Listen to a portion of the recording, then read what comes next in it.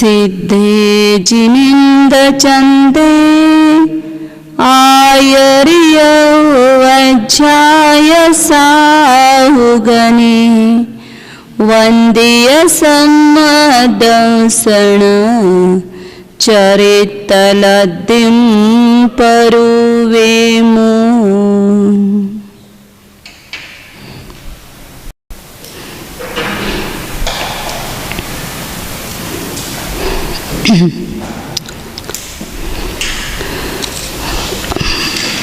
प्रथमोपशम सम्यक्त्व के पूर्व 3 करण परिणाम हुए।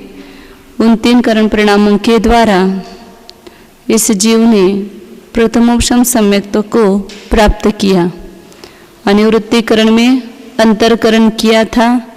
उस अंतरायाम का प्रथम समय प्राप्त होते ही वह दर्शन मोहनीय का उपशम हो गया, मतलब उसका उदय का अभाव हुआ।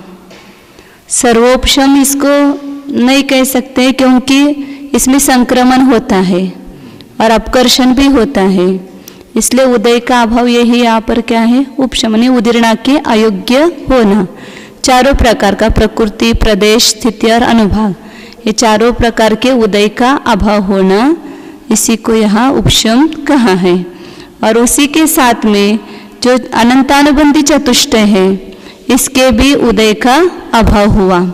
इसका अंतरकरण रूप उपशम करके उदय का अभाव हुआ है और इसका केवल स्थिभुक संक्रमण हो करके और जो आगामी काल में उदय में आने वाले हैं उनका सदवस्था रूप उपशम हो करके यह उदय का अभाव हुआ है। ऐसी अवस्था में यह जीव प्रथमोपशम सम्यक्त्व को प्राप्त करता है और प्रथमोपशम सम्यक्त्व को प्राप्त करते ही वहाँ स्थिति कांडघात और अनुभाग कांडघात मिथ्यात्व का नहीं होता है। केवल मिथ्यात्व प्रकृति के परमाणु शक्तिहीन होकर सम्यक मिथ्यात्व और सम्यक प्रकृति रूप परिणमन करते हैं। इस प्रकार मिथ्यात्व का गुण संक्रमण यहाँ पर होता है। वो कैसे होता है और कितने द्रव्य का होता है, इसके बारे में अब आगे बता रहे हैं। 90 नंबर की गाथा है।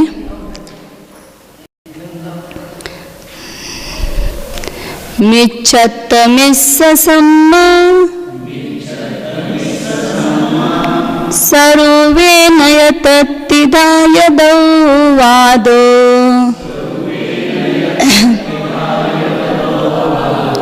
सत्तिदोय असंखा नन्तेणय होन्ति भजियकमा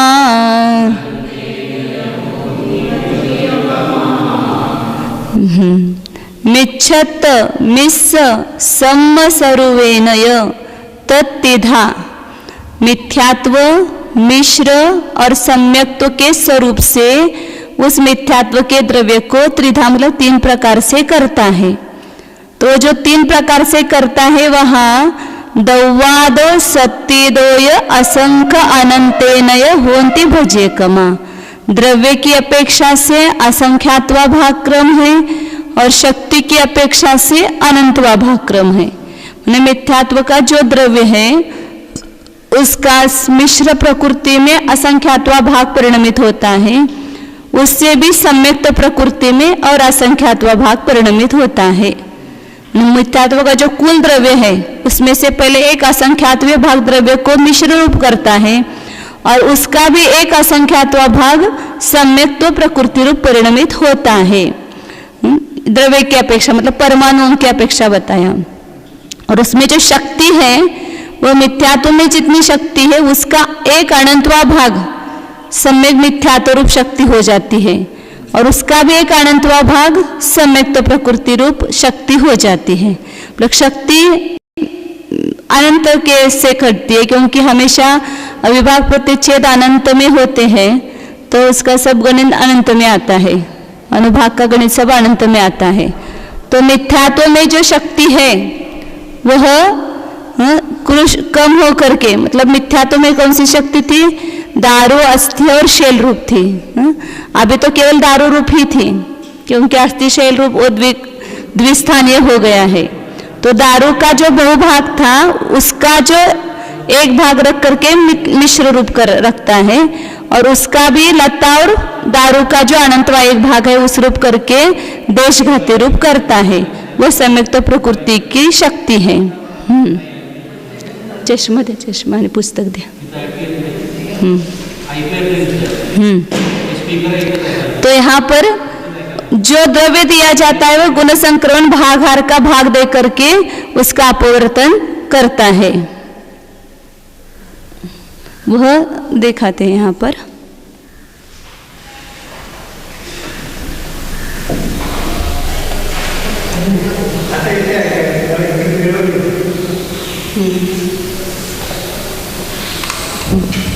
जो मिथ्यात्व रूप द्रव्य है उसका एक कुछ अपन प्रमाण मानेंगे।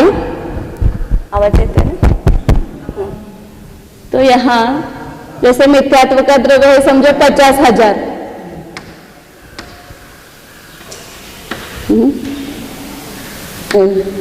तो इसको क्या करेंगे, बहुभाग और एक भाग करने के लिए उसका भाग देंगे। गुण संक्रमण भागार का भाग दे करके गुण संक्रमण का भागार एक अपन ने 1000 माना, न माना 1000 माना।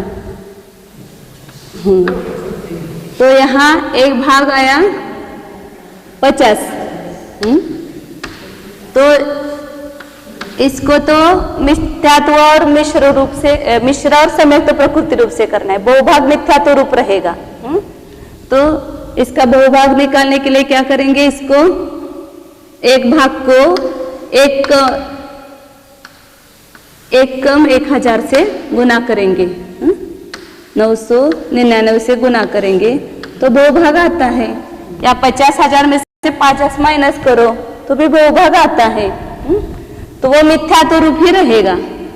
50,000 ऐसा जल्दी हो जाएगा, -50 तो कितना होगा, 0, 5,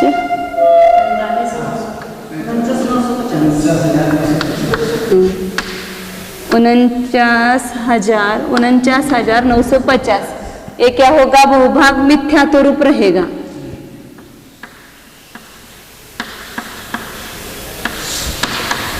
अब यह जो एक भाग है उसको वापिस असंख्यात का भाग देंगे, उसमें बहुभाग मिश्र का होगा और एक भाग सम्यक्त प्रकृति का होगा।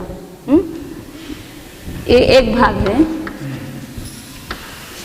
और एक बहुभाग है। बहुभाग दोनों तरह से निकल सकता है। 50 को 999 से गुना करो या 50,000 में से 50 माइनस करो, दोनों प्रकार से बहुभाग निकलता है। इसका भी वही प्रमाण आएगा।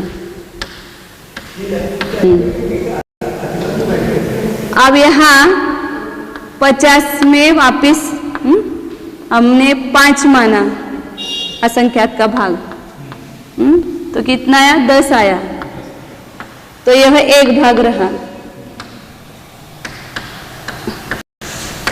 और 4 का गुना किया 10 को, तो 40 क्या हो गया? बहुभाग हो गया।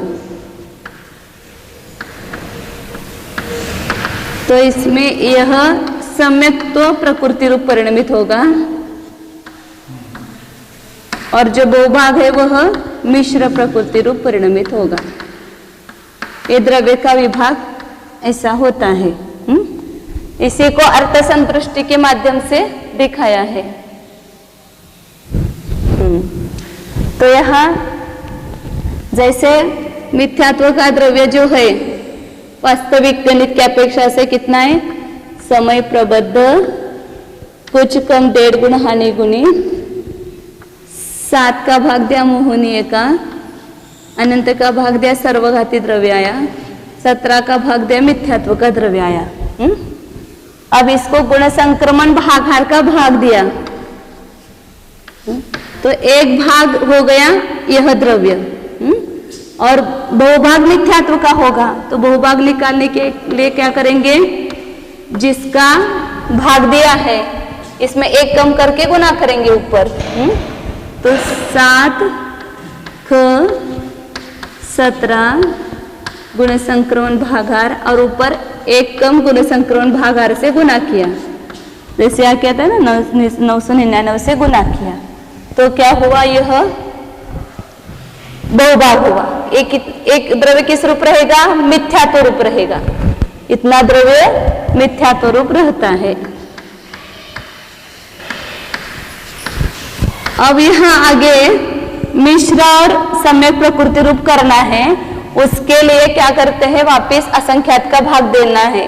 तो उसका दोनों द्रव्यों का प्रमाण निकालने के लिए, जैसे अभी अपन यहाँ 5 का भाग दिया ना, तो इसमें एक भाग सम्यक्त्व का है, बहुभाग 4 जो है वह मिश्र प्रकृति का है।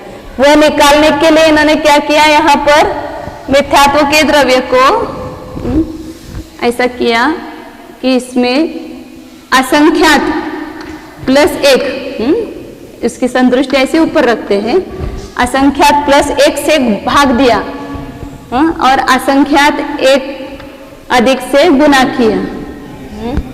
गुना भाग दिया, गुना के वही रहा द्रव्य, ये मिथ्यात्व का ही द्रव्य रहा। अब इसमें जो एक भाग है, ये एक गुणकार का प्रमाण है, उसको अलग रखो और इस असंख्यात को अलग रखो। तो यहाँ जो एक का प्रमाण है वो कितना आएगा? एक गुणकार का प्रमाण। तो जैसे अभी करते थे ना, एक की वैल्यू कितनी है? ये पूरा जो है ये 1 की वैल्यू है, एक गुणकार है ना पूरा। इस सबको असंख्यात अधिक 1 का गुणकार है, तो 1 की तिथं ऐकू येते तुम्हाला? तिथं ऐकू येते, तिथं स्पीकर ऐकू येते, शांत बसा, जेवढा ऐकू येते तेवढा ऐका। हा बसवते, चाल त्यांच्या जवळच बस तिथं।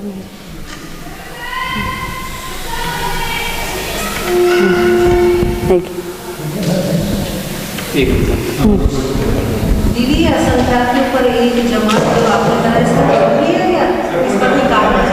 वो एक भाग और ये असंख्यात बहुभाग करने के लिए किया है। नहीं, असंख्यात के ऊपर एक जो आपने डाला वही एक भाग सम्यक्त्व का है, बहुभाग मिश्र का है, वो निकालने के लिए। वो तो आपकी बात ठीक है, असंख्यात के ऊपर जो एक रखा है वो ही कह रहे हैं कि एक भाग जो है सम्यक प्रकृति का और ये असंख्यात भाग जो है मिश्र का, निकालने के लिए ऐसा किया है। इसमें भी बहुत गड़बड़ होती है, सब जगह समझ में नहीं आता है क्या ऐसा क्यों किया है ऐसा।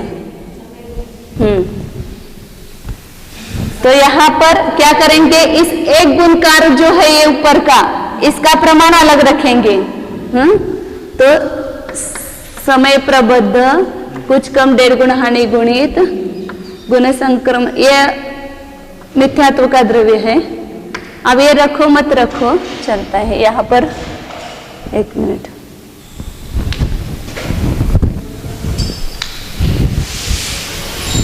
इसमें जो एक भाग है ना उसको अलग लेंगे।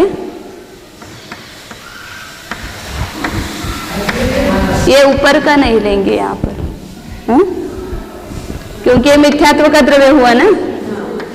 तो 7-17 गुण संक्रमण भागार और असंख्यात अधिक 1 का भाग दिया। मतलब जैसे अपन समझो कि 4 अधिक 1 5 का भाग दिया है, और इसमें से ये असंख्यात अधिक 1 यहाँ पर करती हो तो अच्छा रहेगा। यहाँ जो एक भाग है ना, एक भाग, इसमें क्या किया, असंख्यात अधिक 1 का भाग दिया और असंख्यात अधिक 1 का गुणा किया। तो इसमें से जो 1 का प्रमाण है उसको अलग रखेंगे। तो समय प्रबद्ध कुछ कम 1.5 गुण हानि गुणित 7-17 गुण संक्रमण भागार असंख्यात अधिक 1, और यह एक गुणकार है। तो यह एक भाग द्रव्य आया था, गुण संक्रमण भागार का भाग दिया, यह बहुभाग द्रव्य, ये मिथ्यात्व रूप रहता है।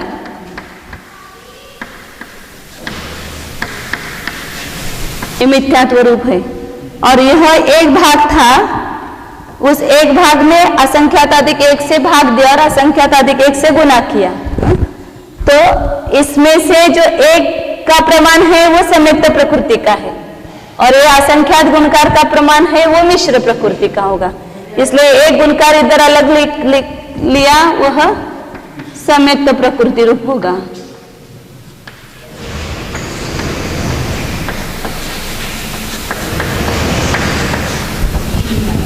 और जो बहुभाग है समय मतलब असंख्यात का गुणकार है, उतना प्रमाण मिश्र रूप होगा।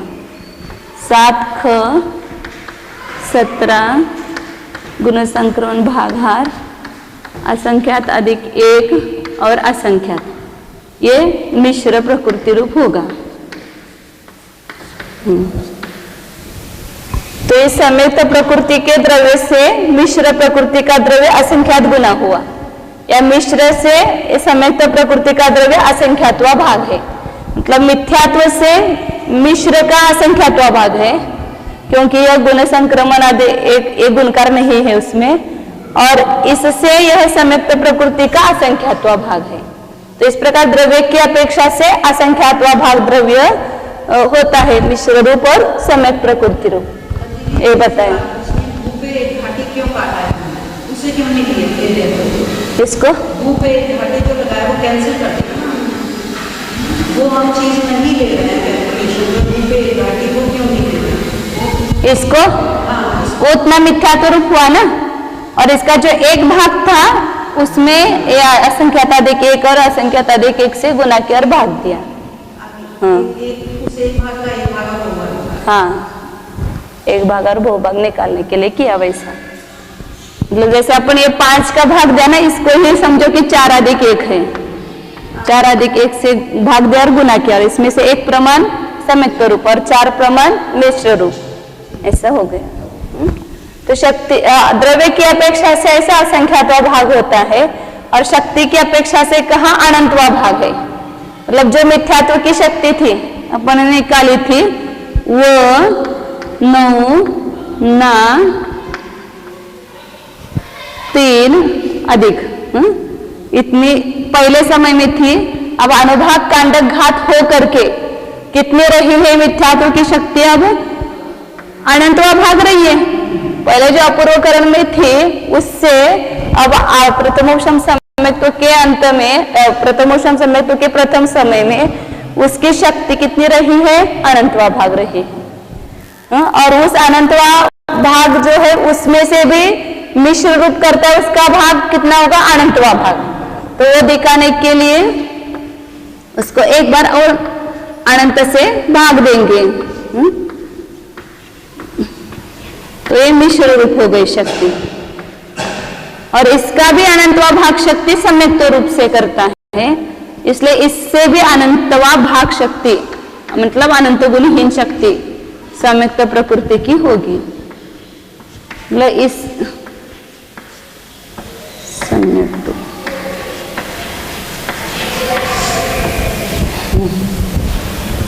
शक्ति की अपेक्षा से ये मिथ्यात्व की शक्ति उससे अनंत गुणहीन या अनंतवा भाग का हो शक्ति मिश्र की हो गई, उससे मतलब अनंत का भाग दिया, तो उससे भी अनंतवा भाग सम्यक्त्व प्रकृति रूप से हो गई शक्ति। मतलब मिथ्यात्व की इतनी दारू रूप शक्ति थी, भवभाग, दारू का भवभाग रूप, दारू का पहला एक भाग जो अनंतवा भाग उतनी शक्ति नहीं थी, तो उससे में से लेकर के कुछ कम की, तो दारू का जो अनंत भवभाग है उसका भी एक भाग वो मिश्र रूप शक्ति हो गई, और उसका भी लता और दारू रूप ऐसी सम्यक्त्व प्रकृति की शक्ति हो गई उस मिथ्यात्व के परमाणुओं की। तो यह कार्य सब कहाँ चल रहा है? तीन टुकड़े होने का कार्य प्रथमोपम सम्यक्त्व के काल में चल रहा है, लेकिन किस द्रव्य का? द्रव्य के तीन टुकड़े कर रहा है, तो वह अंतरायाम है बीच में, और ये ऊपर द्वितीय स्थिति है। यह जो यहाँ प्रथम समय में आया है, प्रथमोपम समय दृष्टि हुआ, या निवृत्तिकरण का अंतिम समय नीचे, और उसके अनंतर प्रथम समय में मतलब मिथ्यात्व का नाश और सम्यक्त्व का उत्पाद दोनों एक समय में होता है, क्योंकि उत्पाद और वे के अलग दो समय नहीं है। यहाँ अनिवृत्तिकरण के अंतिम समय तक क्या है? मिथ्यात्व का उदय भी चल रहा है और बंद भी चल रहा है, और मिथ्यात्व के उदय का यहाँ अभाव हुआ और प्रथमोपम सम्यक्त्व की प्राप्ति हुई। नहीं, फिर अनिवृत्तिकरण के अंतिम ऐसा कहा जाता है उत्पाद अनुच्छेद की अपेक्षा, जैसे पहले गुण स्थान में 16 प्रकृति की बंद विच्छित्ति हुई ऐसा कहा जाता है, लेकिन वहां समझना क्या? अंतिम समय तक बंद होगा, उसके बाद बंद का अभाव होगा। ऐसे अनिवृत्तिकरण का अंतिम समय तक मिथ्यात्व है, फिर उसका व्यय हुआ और प्रथमोपम सम्यक्त्व का उत्पाद हुआ। जैसे मनुष्य का नाश हुआ, मतलब मनुष्य पर्याय का व्यय हुआ और दो पर्याय का उत्पाद, दो समय अलग है क्या?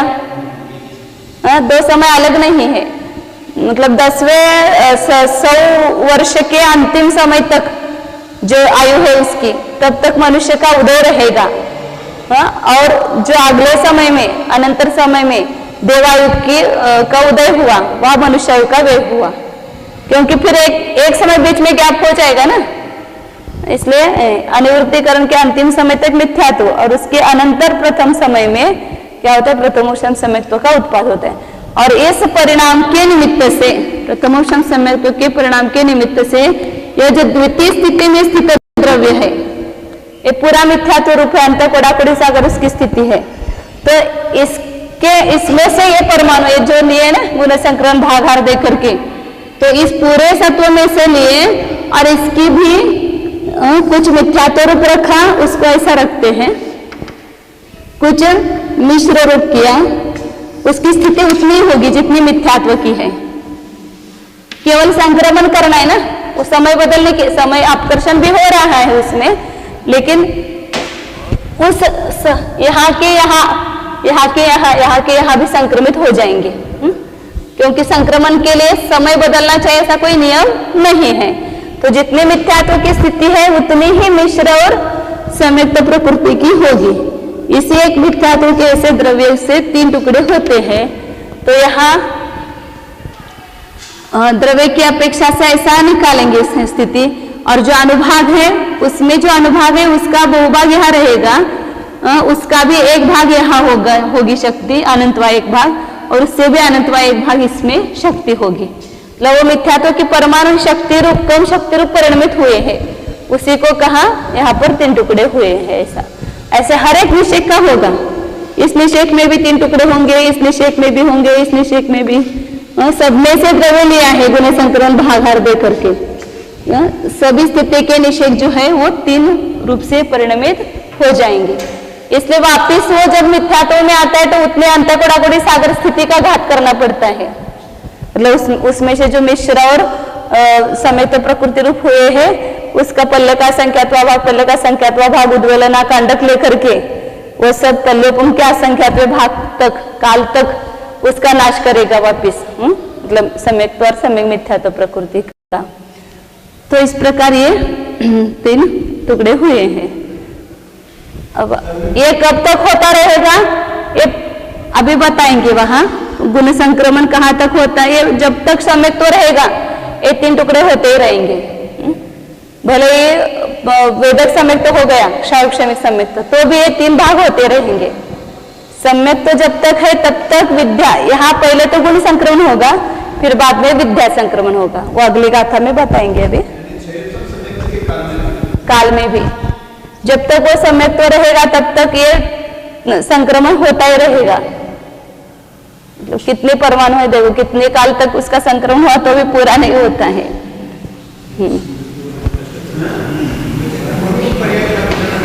हाँ लगेच एक समय गया तो वह जीव कौन सी अवस्था में रहेगा? जीव की कोई ना कोई अवस्था होगी ना। मनुष्य गति का अभाव हुआ तो वह देव गति का सद्भाव होगा। मतलब मनुष्य आयु का व्यय होते ही देवायु का उत्पाद मतलब उदय चालू हो जाता है। एक समय बीच में अंतर नहीं है। विग्रह गति में भी उस आयु का उदय चालू होता है। जैसे विग्रह गति में 1 समय 2 समय है। हाँ हाँ रुजु गति से भी जाता है या भले ही विग्रह गति से भी गया तो भी यहाँ देवायु का उदय चालू रहता है। 1 समय 2 समय 3 समय ऐसे।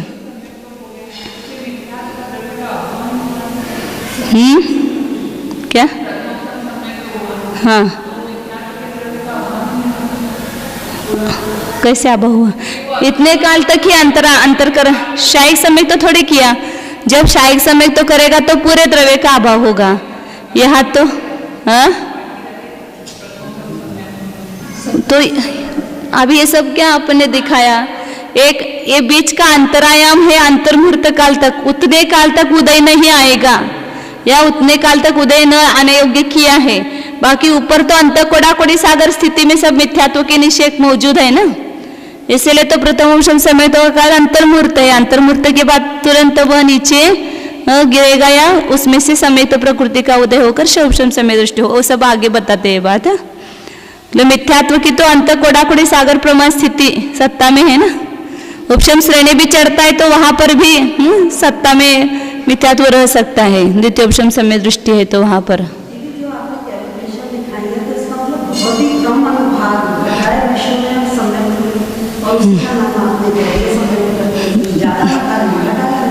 अनंतवा भाग घटा है ना, तो अनंत गुनाहीन हो गई ना शक्ति, तो ज्यादा कम हो गई ना, थोड़ी कम थोड़ी हुई।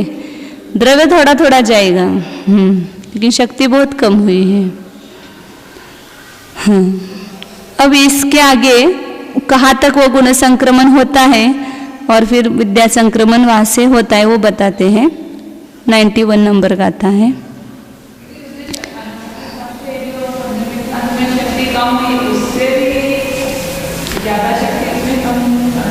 हाँ वो तो उसमें लता रूप और दारू का एक भाग देशघाती रूप हुई ना।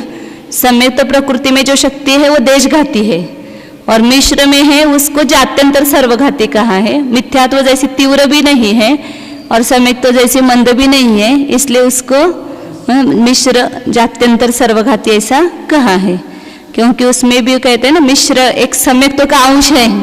मिश्र में भी सम्यक तो मिथ्यात्व श्रद्धान ऐसा मिश्र श्रद्धान है, तो उसमें एक सम्यक्त्व का थोड़ा सा अंश है, इसलिए उसको जात्यंतर सर्वघाती ऐसा कहा है।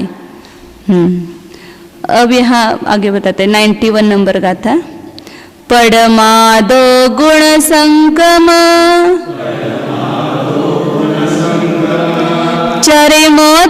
सम्मिश्र सम्मिश्रे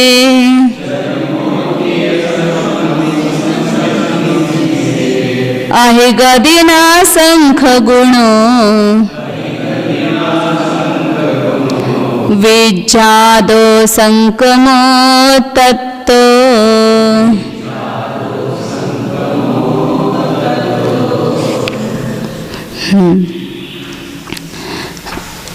पड़मादो मतलब अंतरायाम के पहले समय में, मतलब प्रथमोपशम सम्यक्तों के पहले समय से आरंभ करके गुण संक्रम चरिमोत्य, गुण संक्रमण पूर्ण काल कहते हैं, उसके अंतिम समय पर्यंत सम्यक्त्व मिश्र, फिर सम्यक्त्व मिश्र, इस प्रकार अहिगति से मतलब सर्प की चाल से असंख्य गुणों संक्रमो, असंख्यात गुणित संक्रमण होता है। तत्तो विज्ञादो संक्रमो, फिर उसके बाद विद्यात संक्रमण होता है। तो पहले समय का यहाँ दिखाया था कि मिथ्यात्व में से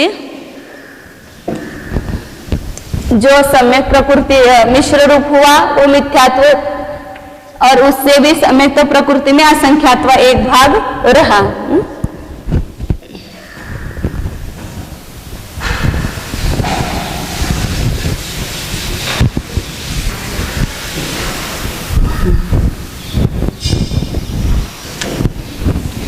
तो यहाँ समझो पहले समय में अंक संदृष्टि से अपन समझते हैं कि पहले समय में मिथ्यात्व रूप तो बहु भाग रहा, और सम्यक मिथ्यात्व रूप हुआ वह इसका एक भाग, और उसका भी एक भाग सम्यक तो प्रकृति रूप रहा। मतलब सबसे कम सम्यक तो प्रकृति रूप है, पहला समय है। सम्यक प्रकृति रूप हुआ वह कम है, अपन ने अभी उदाहरण में लिया था 10, और मिश्र रूप हुआ वह 40, इससे असंख्यात गुना।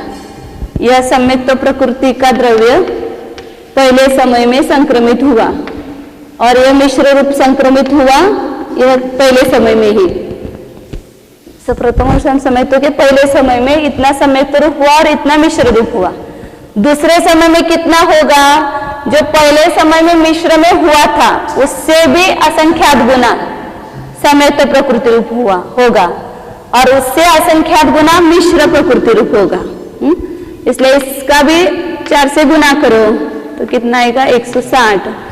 इससे भी असंख्यात गुना तो कितना है? 640। ये सम्यक्त प्रकृति का पहले समय के मिश्र से असंख्यात गुना है, और उसी समय मिश्र में गया वो उससे असंख्यात गुना 640 है। फिर तीसरे समय में इससे भी असंख्यात गुना ऐसा होता आएगा 2560। एक उदाहरण है ये तो। फिर इससे भी असंख्यात गुना 40।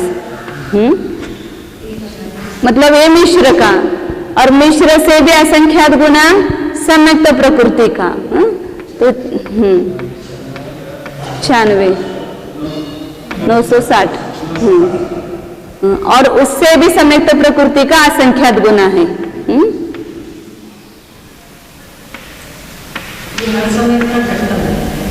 बढ़ता गया, मतलब मिथ्यात्व में से वो संक्रमित होता गया, तो गुण संक्रमण भागार छोटा छोटा होता गया, तो द्रव्य अधिक अधिक आता गया।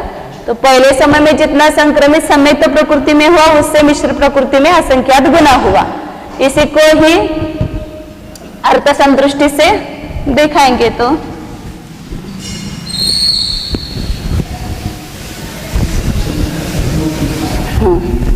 या पहले समय में मिश्र रूप हुआ, सम्यक्त रूप हुआ, वो कितना है? समय प्रबद्ध कुछ कम 1.5 गुण हानि गुणित 60 17 गुण संक्रमण भागार और असंख्यात अधिक 1 का भागार, और यहाँ 1 का ही गुण कर लिया ना पहले समय में सम्यक्त प्रकृति रूप हुआ। इससे मिश्र रूप हुआ वह कितना है? असंख्यात गुना है। तो इसको क्या करेंगे? असंख्यात से गुना करेंगे।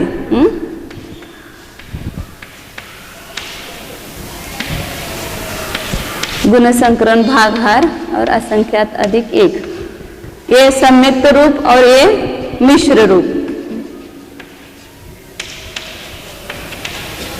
इससे असंख्यात गुना। अब दूसरे समय में इस मिश्र से संयुक्त प्रकृति में असंख्यात गुना होगा। तो और एक बार क्या होगा, असंख्यात का, ये एक बार असंख्यात का गुणकार है, 2 बार असंख्यात का गुणकार हो जाएगा।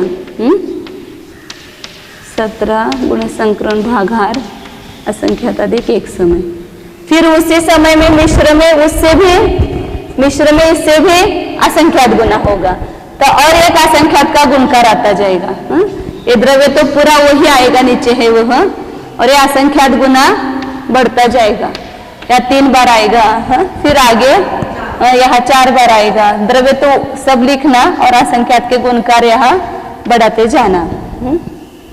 इस प्रकार यह गुणकार बढ़ेंगे तो कितना अंतिम समय का जो मिश्र प्रकृति का गुणकार है वो कितना होगा, संयुक्त प्रकृति का गुणकार कितना है वो कितना होगा, उसको निकालते हैं। तो उसको बताया उन्होंने, निकालने के लिए पद में से 2 कम करो, 2 से गुना करो, नहीं हाँ 2 से गुना करो, और हाँ 2 पद्धति से बताया है, और उसमें आदि जोड़ो।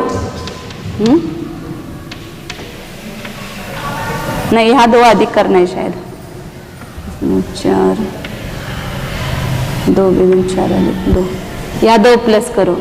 एक सूत्र दिया और दूसरा सूत्र के माध्यम से ऐसा दिया, पद में 1 कम करो, पद -1 वेकम पदम चयाभ्यस्तम तत्साध्यंत धनम।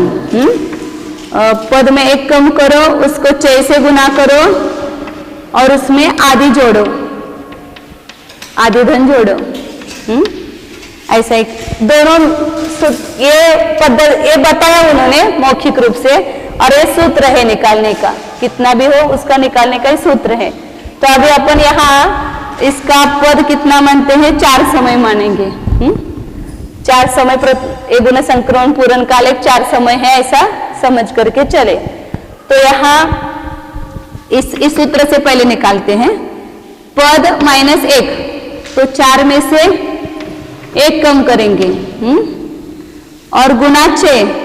अब 6 माने क्या है, यहाँ 2 गुणकार बढ़ते गए ना, हर समय में 2 गुणकार बढ़ते गए, लेकिन यहाँ संयुक्त प्रकृति में पहले गुणकार नहीं है।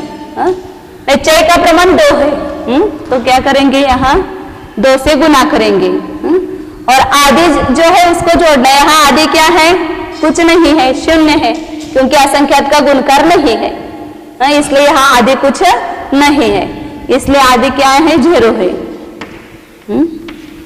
तो यहाँ 4 में से 1 गया, कितना हुआ, 3 गुणित 2, और 0 मिक्स तो कुछ फर्क नहीं पड़ेगा, तो 6 आएंगे। मतलब संयुक्त प्रकृति में अंतिम समय में असंख्यात के गुणकार 6 आएंगे। मतलब ये असंख्यात आते हैं, लेकिन अपन 4 समय मान के चले तो 6 बार आया। तो जैसे अब यहाँ 1 बार असंख्यात का गुणकार आया, यहाँ 2 असंख्यात के गुणकार आए, यहाँ 3 आए, यहाँ 4 आएंगे, यहाँ मिश्र में 5 आएंगे, और यहाँ संयुक्त प्रकृति में चौथे समय में 6 आएंगे ना, और फिर यहाँ मिश्र में 7 आएंगे गुणकार। तो ये गुणकार निकाल, संयुक्त प्रकृति के अंतिम समय में इतने असंख्यात के गुणकार होंगे। वो वास्तविक गणित में कैसा लिखेंगे, यहाँ असंख्यात के गुणकार अंतिम समय में, वहां पद मतलब क्या है, गुण संक्रमण पूर्ण काल। और इसको इसी भाषा में भी देखो तो भी आएगा, पद क्या है, 4 में से 2 कम किया तो कितना हुआ, 2 रहा। 2 से 2 का गुणा किया तो 4 में 2 जोड़ा तो 6 हो गया।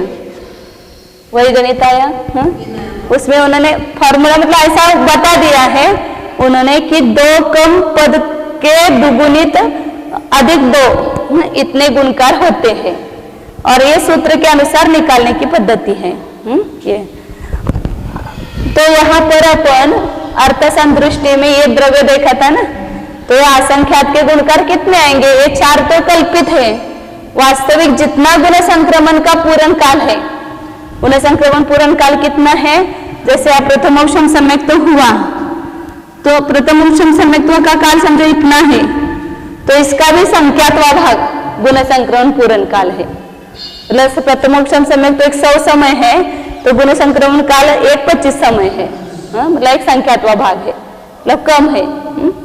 तो इस गुण संक्रमण पूर्ण काल का कितना प्रमाण है वो, हाँ, तो जो गुणश्रेणी शीर्ष है, गुणश्रेणी शीर्ष बताए थे ना अनुवृत्तिकरण के,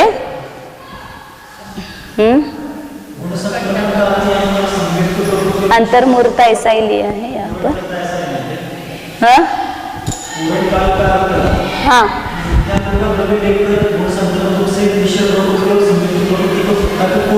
हाँ पूर्ता, हाँ बराबर है।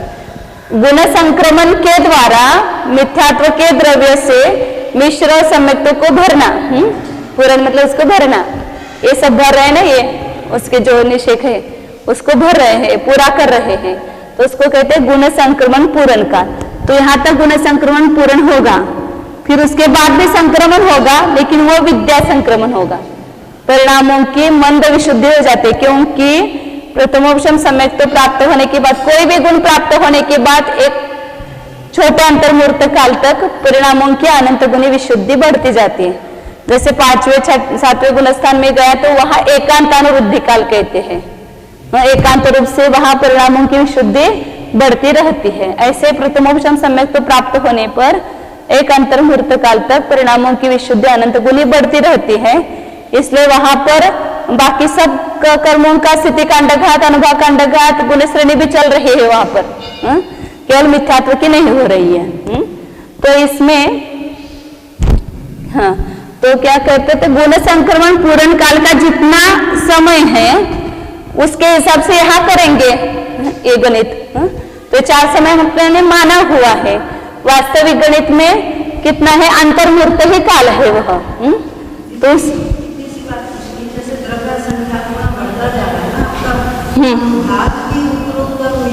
उतने परमाणुओं का घटता गया ना, उतने परमाणुओं का घटता गया, पहले थोड़े परमाणुओं का घटा था, अभी इतने और परमाणुओं का घट गया अनुभाग।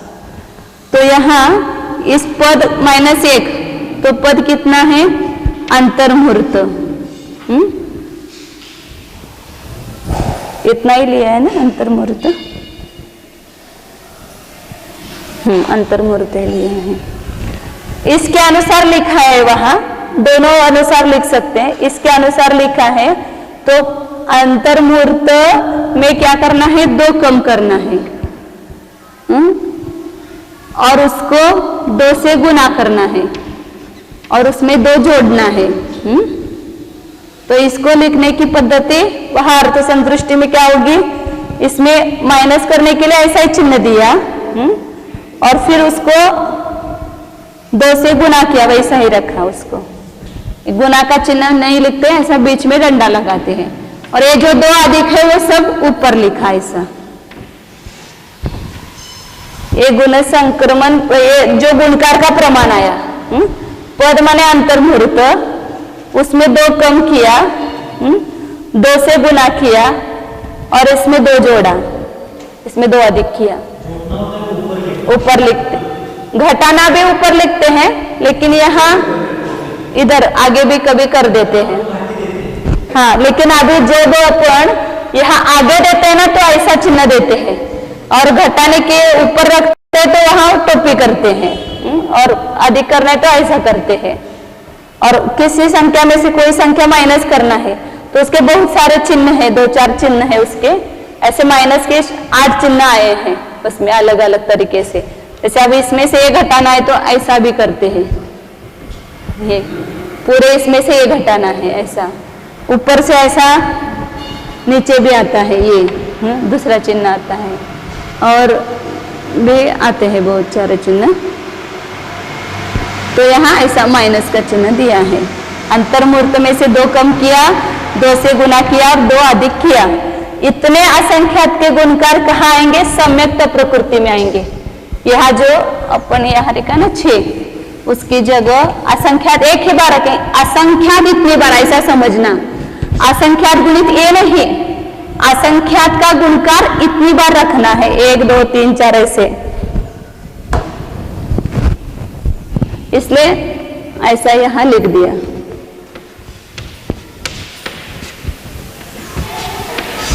मतलब असंख्यात 1 2 3 4 5 6 7 8 इतनी बार आएगा असंख्यात का गुणकार। 6 बार यहाँ किया तो 6 बार आएगा। इसी प्रकार मिश्र प्रकृति के गुणकार कितने आएंगे? यहाँ है ना अपने मिश्र प्रकृति के गुणकार, पहले इसके अनुसार निकालते हैं।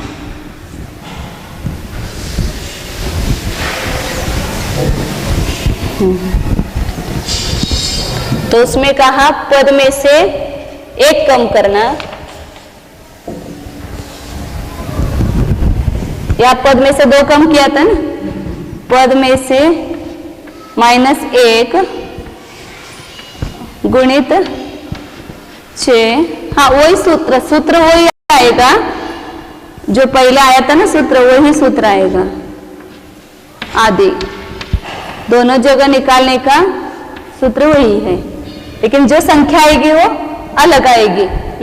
तो अब पद कितना अपने माना है 4, उसमें से 1 कम किया, और 6 का प्रमाण 2 गुणकार बढ़ते गए हर समय में, एक सम्यक्तक और मिश्र का, इसलिए 2 से गुना किया।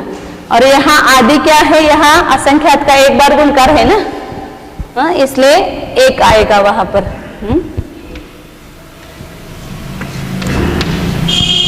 +1, तो 4 में से 1 गया 3, 3 दूनी 6, और 6 + 1 = 7। मिश्र के गुणकार कितने आए? पहले का ना 7 गुणकार आए, तो इसका ही अपन इसकी अपेक्षा से लिखेंगे। तो कितना है वो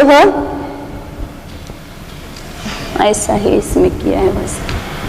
इसमें पद कितना है? गुण संक्रमण पूर्ण काल अंतर्मुहूर्त, और इस अंतर्मुहूर्त में 1 कम करना है, 1 माइनस, और 2 का गुना करना है, और 1 जोड़ना है।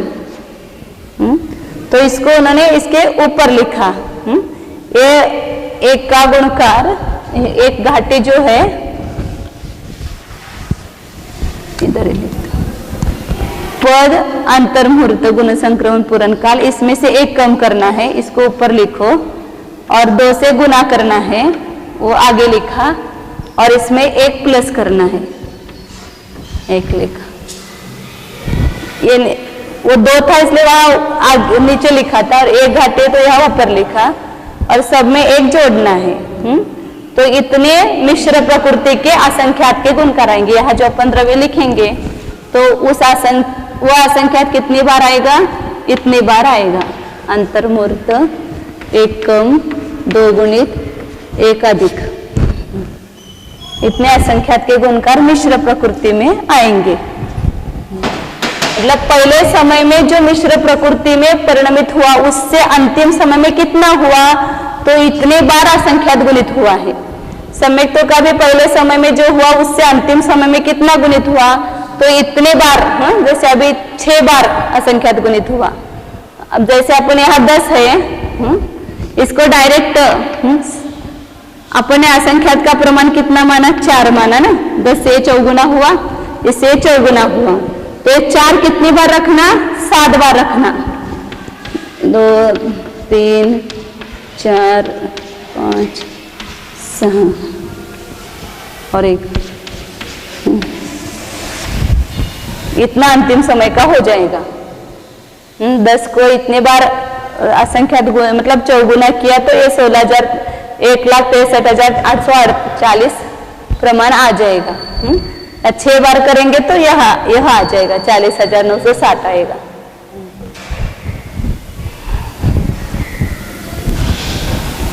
और उसके बाद क्या हुआ? गुण संक्रमण पूर्ण काल यहाँ तक हुआ। फिर इसके बाद फिर वापिस मिथ्यात्व का मिथ्यात्व समय मिथ्यात्व समय प्रकृति रूप परिणमित होता है, वो विद्या संक्रमण होगा। वो विद्या संक्रमण का अर्थ है कि उसका भाग हर बड़ा है भागाहार बड़ा है तो उसका जो लब्ध आता है वो कम आता है, तो कम कम द्रव्य मिश्र सम्यक प्रकृति रूप होगा, उसमें भी मिश्र रूप ज्यादा होगा, सम्यक रूप कम होगा, और शक्ति जो है मिश्र से सम्यक प्रकृति में शक्ति कम हो जाएगी। लेकिन वह संक्रमण होगा, लेकिन यहाँ जो जैसे असंख्यात गुणित रूप होता है ऐसा नहीं होगा। विद्या संक्रमण भागाहार का भाग दे करके जितना आएगा उतना होगा।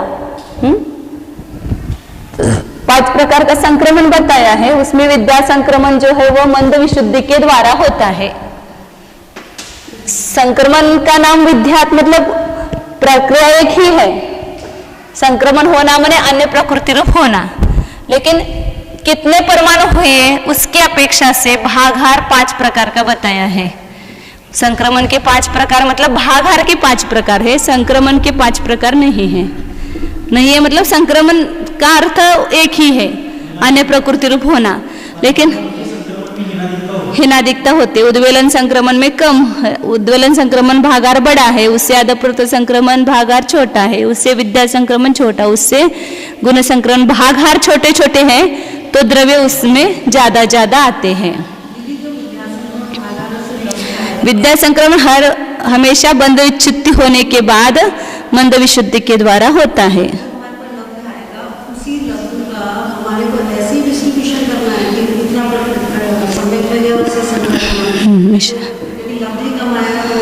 हाँ कम जाए, उसमें कम ज्यादा हो सकता है विद्या संक्रमण में, उसमें द्रव्य की अपेक्षा से करेंगे ना, जैसे समय प्रबंध यहाँ मतलब जो है वो यहाँ तो बंद नहीं है, लेकिन परिणामों की विशुद्धि से 4 प्रकार से हानि और वृद्धि होती है, वैसा होगा। जितना भी लब्ध आएगा बटेगा तो ऐसे ही कि एक भाग में इसमें और संख्या गुना ऐसे जितना भी लब्ध आएगा कम आएगा, तो वो मान लो 50 ऐसा ही होगा। याद दिया नहीं है डिटेल, लेकिन ऐसा ही होगा। तो क्या बता रहे थे, हाँ विद्या संक्रमण जो है हमेशा मंद विशुद्धि के द्वारा 4थे गुणस्थान से 7वें गुणस्थान तक विद्या संक्रमण होता है, फिर 8वें गुणस्थान से गुण संक्रमण प्रारंभ होता है, और जिनका गुण संक्रमण नहीं होता है उनका विद्या संक्रमण हो सकता है, याद प्रवृत्त संक्रमण होता है। नहीं होगा। और यहाँ प्रथमोपशन सम्यक्त होने के बाद गुण संक्रमण पूर्ण काल तक केवल मिथ्यात्व का गुण संक्रमण होगा।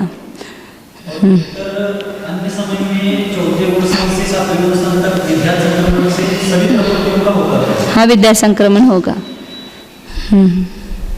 जिनकी बंध विच्छुद्धि हुई है उन प्रकार बंध गुण स्थान तक तो आदप्रोत संक्रमण होता है, फिर बंध विच्छुद्धि होने के बाद विद्या संक्रमण होता है।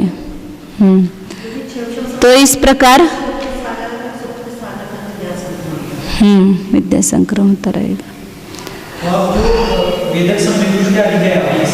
हाँ उनका मिथ्यात्व से सभी प्रकृतियों का उत्तर प्रकृतियों का सजातीय प्रकृति में विद्या संक्रमण नहीं होगा। हाँ विद्या संक्रमण मतलब सभी मतलब उसका अर्थ लेना, बंध विच्छुद्धि जिनकी हुई है ऐसे प्रकृतियों का लेना। जैसे पहले और दूसरे गुणस्थान में जो बंध विच्छुद्धि की प्रकृतियां हैं उन सब प्रकृतियों का 4थे गुणस्थान से विद्या संक्रमण होगा। हाँ तो वो है 43 नहीं 41। जैसे अन्य गति की अपेक्षा से देंचा और मनुष्य गति की अपेक्षा से ज्यादा भी है ना, 6 प्रकृतियों की बंध विच्छुद्धि दूसरे गुणस्थान में ही होती है। हाँ 31 होती है, 31 और 16 मतलब 47 हो जाती है वो। हाँ 4 के हाँ हाँ हाँ 4थे गुणस्थान में बंध विच्छुद्धि बराबर है। आगे अब यह तीनों करण का और प्रथमोपशन सम्यक्तों में जो होता है उसका पूरा बता दिया। इन सब कालों में कौन सा काल छोटा और कौन सा काल बड़ा है यह दिखाने के लिए यहाँ 25 पदों का अल्प बहुत बताते आगे। मतलब जो अपूर्व करण से लेकर के अभी तक गुण संक्रमण पूर्ण काल तक जो जो कार्य हुए हैं उन सब कार्यों का जो काल है या उनका जो आयाम वगैरह है उसकी कम अधिकपना दिखाने के लिए यह अल्प बहुत, मतलब इससे स्पष्ट समझ में आता है कि कौन सा काल छोटा है, कौन सा काल बड़ा है, कौन सा स्थिति कांडक छोटा है, कौन सा स्थिति कांडक बड़ा है, ये सब समझ में आता है। तो उसके लिए यहाँ अल्पबोधत्व बताएंगे। 92 नंबर का आता है। अब यहाँ पर सभी कार्य सामने लेना पड़ेगा। अपूर्वकरण, अनिवृत्तिकरण, उसमें स्थिति कांडक, अनुभाग कांडक होता है, और गुण संक्रमण होता है, अंतरकरण होता है, उपशमन क्रिया होती है, इनका सबका बताएंगे क्रम से। हाँ, विधीय करणादिमादो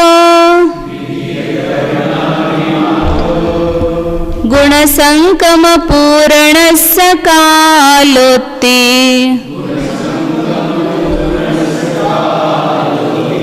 ओच्छम रसखंडुकी रणकालादीनमप्पबहुम्।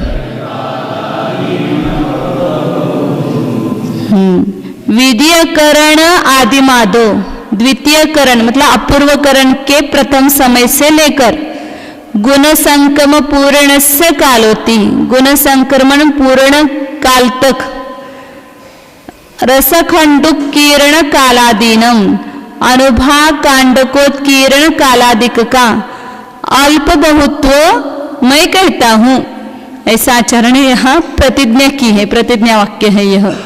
अब यहाँ आगे कहाँ से कहाँ तक के कालों का बताएंगे। अपूर्वकरण, फिर उसके बाद अनिवृत्तिकरण हुआ, उसके बाद गुण संक्रमण पूर्ण काल, वहां तक जो जो कार्य हुआ है उन सबके अल्पबोधों को बताएंगे। तो उसमें स्टार्ट जो है अनुभाग कांडकोत्कीर्ण काल से है, क्योंकि सबसे छोटा अनुभाग कांडकोत्कीर्ण काल है ना, उसको वो कम है, तो वहां से लेकर के 25 पदों का अल्पबोध बताते हैं। केवल इसमें प्रतिज्ञा की है, अब अगले गाथा में बताते हैं। अंतिम रस खंडुकी रण काला दो दुपड़मो अहियो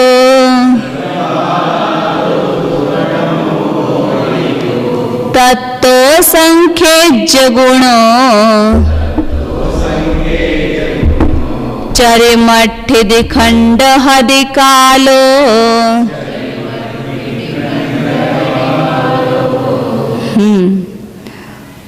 अंतिम रस खंडुकीर्ण, अंतिम अनुभाग कांडकोत्कीर्ण काल, ये सबसे छोटा काल है, और उससे पड़मो अहियो, उससे प्रथम अनुभाग कांडकोत्कीर्ण काल अधिक है। पहले कहा ना, पहले काल से आगे आगे के काल छोटे होते जाते हैं। जैसे पहला स्थिति कांडकोत्कीर्ण काल बड़ा, फिर दूसरे उससे थोड़ा कम, तीसरा उससे थोड़ा कम, ऐसे करते करते जो लास्ट का आएगा वो सबसे कम आएगा काल। इसी प्रकार अनुभाग कांडकोत्कीर्ण काल भी सबसे पहला जो होगा वो बड़ा होगा, फिर आगे दूसरा अनुभाग कांडकोत्कीर्ण काल उससे थोड़ा कम, तीसरा उससे थोड़ा कम, ऐसे हीन होते होते अंतिम अनुभाग कांडकोत्कीर्ण काल कहाँ पर होगा? यह दो जगह, एक मिथ्यात्व का अनिवृत्तिकरण के लास्ट में होगा, और अन्य प्रकृति का गुण संक्रमण पूर्ण काल के लास्ट में होगा। क्योंकि मिथ्यात्व का स्थिति कांडक घात, अनुभाग कांडक घात वह अनिवृत्तिकरण के अंतिम समय तक होता है, आगे नहीं होता है। लेकिन अन्य प्रकृतियों का स्थिति कांडक घात, अनुभाग कांडक घात गुण संक्रमण पूर्ण काल के अंतिम समय तक होता है, क्योंकि वह परिणामों की विशुद्धि नियम से बढ़ती जा रही है। मिथ्यात्व का इसलिए नहीं हुआ कि अभी वहां उसका वो कार्य चल, द्वितीय स्थिति में स्थित है द्रव्य, फिर भी उसमें क्या हो रहा है? अभी संक्रमण हो रहा है, उसमें गुण श्रेणी वगैरह नहीं है। और गुण श्रेणी तो मिथ्यात्व की दो आवली शेष रहने पर ही खत्म हुई थी। दो आवली जब शेष रहते तो मिथ्यात्व में गुण श्रेणी नहीं होती, ऐसा कल नियम आया था ना। तो दो आवली शेष रहने पर मिथ्यात्व की गुण श्रेणी का अभाव हुआ था, और अंतिम समय तक स्थिति कांडक घात, अनुभाग कांडक घात होगा। लेकिन अन्य कर्मों का तो गुण संक्रमण पूर्ण काल के चरम समय तक अनुभाग कांडक और स्थिति कांडक घात होता है। इसलिए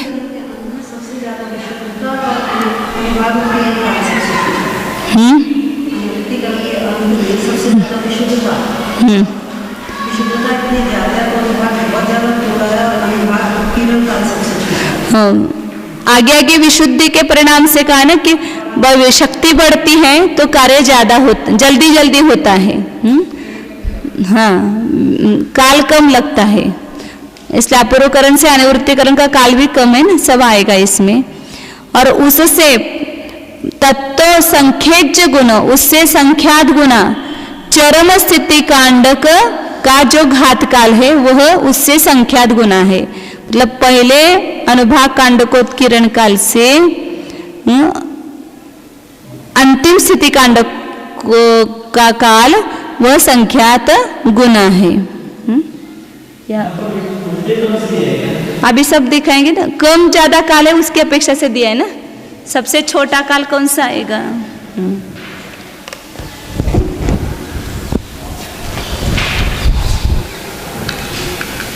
चार्ट के माध्यम से जल्दी समझ में आएगा।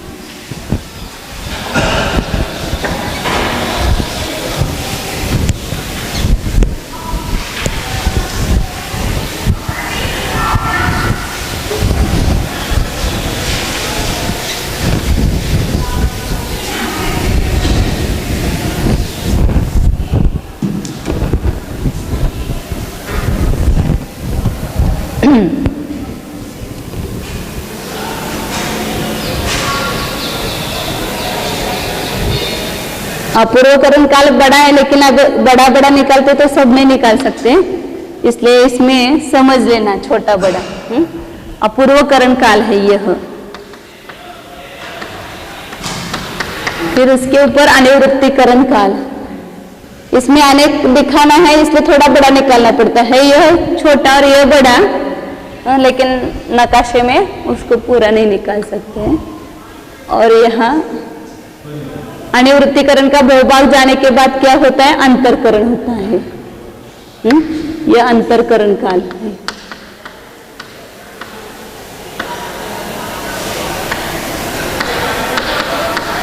अंतरकरण,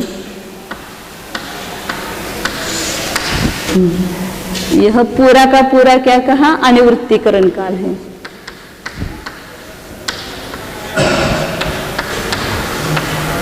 और यहाँ आगे गुण संक्रमण पूर्ण काल है।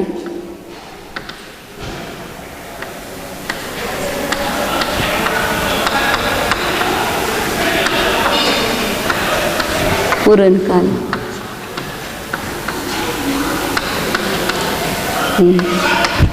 इनमें सब अल्पभूत बता रहे हैं। तो इसमें बताया सबसे छोटा काल कौन सा है? तो यहाँ अंतिम अनिवृत्तिकरण का यह अंतिम समय है, उसके लास्ट में हुआ जो अनुभाग कांडकोत्कीर्ण काल है, ये सबसे छोटा है। या अन्य कर्मों का कहा हुआ? यहाँ गुण संक्रमण पूर्ण काल के लास्ट में हुआ। ये दोनों काल सबसे छोटे हैं, इसलिए इसको भी एक ही नाम आएगा, इसको भी एक ही नाम आएगा, एक ही संख्या आएगी। पहला काल 25 साल पद हो तो बताएंगे, उसमें से पहला पद कौन सा है? यह अंतिम अनुभाग खंडोत्कीर्ण काल। मतलब जब अंतिम अनिवृत्तिकरण का अंतिम छोटा अंतर्मुहूर्त रहा था, उस समय जो अनुभाग कांडक लिया घात करने के लिए, उसको लगने वाला काल। क्योंकि यहाँ जो अपूर्वकरण से अनुभाग कांडकोत्कीर्ण काल चालू हुआ, तो पहला बड़ा होता है, फिर उससे छोटा छोटा छोटा होता जाता है, इसलिए लास्ट वाला सबसे छोटा आया। उससे प्रथम जो हुआ था अपूर्वकरण के पहले समय में सभी कर्मों का, मतलब जो अप्रशस्त प्रकृति उन सभी कर्मों का जो अनुभाग कांडकोत्कीर्ण काल है वह इससे अधिक है, गुना नहीं, थोड़ा थोड़ा कम होता गया है ना। तो इस काल से यह काल गुना नहीं आता है, कुछ अधिक आता है, तो ये दूसरा पद हुआ। ये यहाँ पर है, पहले प्रारंभ में है। इससे जो अंतिम स्थिति कांडकोत्कीर्ण काल है, मतलब अनिवृत्तिकरण के लास्ट में हुआ, ये इसी समय अनुभाग कांडकोत्कीर्ण हुआ, उस समय जो स्थिति कांडकोत्कीर्ण हुआ, ये इससे संख्यात 1000 गुना होता है ना, क्योंकि एक स्थिति कांडकोत्कीर्ण काल में संख्यात 1000 अनुभाग कांडकोत्कीर्ण काल होते हैं। कल अपने नहीं कल आता 10,000 में से 2000 अनुभाग कांडकोत्कीर्ण हुए, और अनुभाग कांडकोत्कीर्ण का काल 5 समय लिया तो उसका 2000 हुए तो उसको 2000 से गुना किया। अनुभाग कांडक भाग और अनुभाग कांडक उत्कीर्ण दोनों एक ही। अनुभाग कांडक का उत्कीर्ण करने के लिए लगने वाला काल या अनुभाग कांडक का घात काल, दोनों एक ही है, नाम अलग अलग दिया जाता है। तो ये तीसरा पद हुआ। अनुभाग ये कौन सा है? स्थिति कांडकोत्कीर्ण काल। यह इससे संख्यात गुना है, संख्यात 1000 गुना को तो चलेगा, संख्यात गुना में संख्यात 1000 आ जाता है, स्थिति कांडकोत्कीर्ण काल। और उससे अब बताएंगे आगे। इस गाथा में 3 ही अल्पभूतो बताए। उस समय वो जो स्थिति बंधक काल है वो भी इतना ही है। जब स्थिति कांडकोत्कीर्ण हुआ उस समय जो स्थिति बंधक का काल है, स्थिति बंधापसरण का, वो भी इतना ही होगा। 4 पद बताए क्या इसको?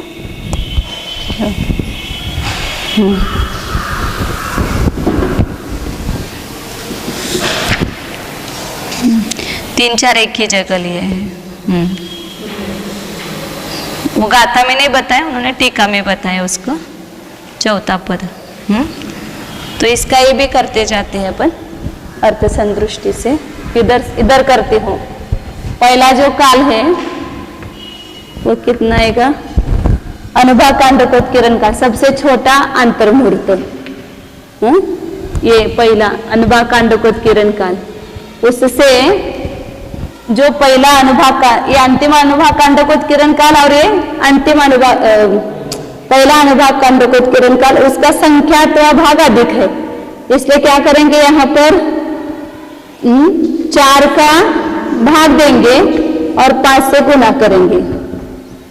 तो ये कैसे किया कि संख्यात्वा भाग अधिक कहते थे, पहले काल में संख्यात का भाग दे करके उसी में मिलाना, तो दूसरा काल आ जाता है। जहां पर भी विशेष अधिक कहेंगे ना, संख्यात्वा भाग अधिक कहेंगे, तो पहला काल है अंतर्मुहूर्त, उसको संख्यात का भाग दे करके उसी में मिलाया, तो संख्यात भाग अधिक हुआ। तो इन दोनों को जोड़ो, तो यहाँ 4 का क्या करेंगे, समुच्छेद करेंगे, प्लस अंतर्मुहूर्त भागिले 4। इसमें समान संख्या निकालेंगे, अंतर्मुहूर्त भागिले 4 समान संख्या है ये। 4 का गुणकार रहा, उसमें इसका एक गुणकार जुड़ जाएगा, 4 + 1, तो क्या हो जाएगा, अंतर्मुहूर्त 5/4, ये आया दूसरा। तो सरल पद्धति क्या है कि अभी जैसे अपन 2 भाग निकालने के लिए क्या करते थे कि पूरे द्रव्य में से एक भाग घटाने के लिए जिसका भाग देते थे उसमें एक कम करके गुना करते थे। जब अधिक करना होता है तो जिसका भाग देंगे उसमें एक अधिक करके गुना करना, तो वह भाग उसमें मिल गया। जैसे 100 में 100 10वां भाग मिलाना है, 100 का 10वां भाग मिलाना है, तो क्या करेंगे, 10 का भाग दिया 11 से गुना करो तो आ जाएगा उत्तर। मतलब 100 प्लस ने गुना करना है ना, 100 को 10 का भाग दिया और 11 से गुना किया, 10 का भाग दिया तो कितना आया, 10 आया, और 10 को 11 से गुना किया तो 110 आया। तो 100 में 100 का 10वां भाग मिलाएंगे तो 110 ही आएगा ना। तो अर्थ संतुष्टि के लिए ये सरल पड़ता है कि जिसका भाग दिया है उसमें एक अधिक करके गुना करो, तो उसका उतने हुआ भाग उसमें मिलाया, ऐसा आएगा। पहले काल का संख्यात्वा भाग उसमें मिलाते तो दूसरा काल आता है। अब तीसरा काल जो स्थिति कांडकोत्कीर्ण काल, इस दूसरे काल से ये काल जो है इससे कितना है, संख्यात गुना है। तो संख्यात गुना करने के लिए आगे 4 का गुना करो, 4 संख्या मानी है इसलिए 4 का गुना किया।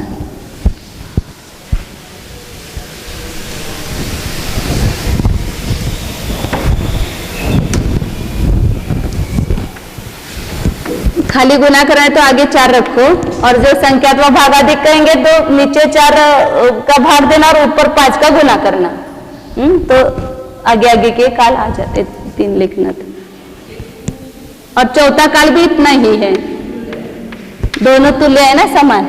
स्थिति कांडकोत्कीर्ण काल और स्थितिबंध काल ये दोनों समान होते हैं, जहाँ के जहाँ हो वहां पर जो स्थिति कांडक के लिए जितना काल लगता है उतना ही स्थितिबंध कम करने के लिए उतना ही काल लगता है, इसलिए दोनों समान है। तो यहाँ 3 और 4 हो गए, यहाँ पर तो 4 पद हो गए। हाँ, गाथा में उन्होंने बंध काल दिया नहीं है, वो टीका में दिया है।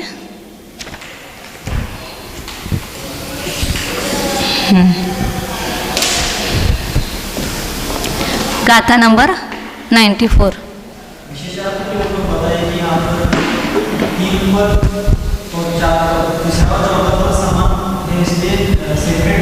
हाँ, सेपरेट दिखा है नहीं, लेकिन उसको लेकर ही 25 हो जाएंगे, उसको नहीं गिनेंगे तो 25 नहीं होंगे। सब जगह गृहित होता है, जहाँ स्थिति कांडकोत्कीर्ण है वहाँ स्थितिबंध काल भी ग्रहण करना है। अब आगे काल्पभूत बताते हैं। 94 नंबर गाता है। तत्तो पड़मो आहियो पूर्ण गुण सेड़ी शीस पड़मठिदी संखेणय गुणीय कमा समगद्धा विशेष हिया।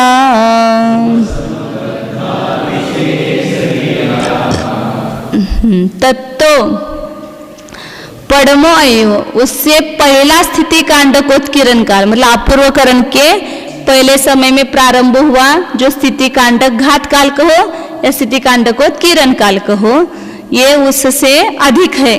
अंतिम से पहला स्थिति कांडकोत्कीर्ण काल अधिक है, क्योंकि पहले काल बड़े हैं, आगे के काल कम होते गए हैं।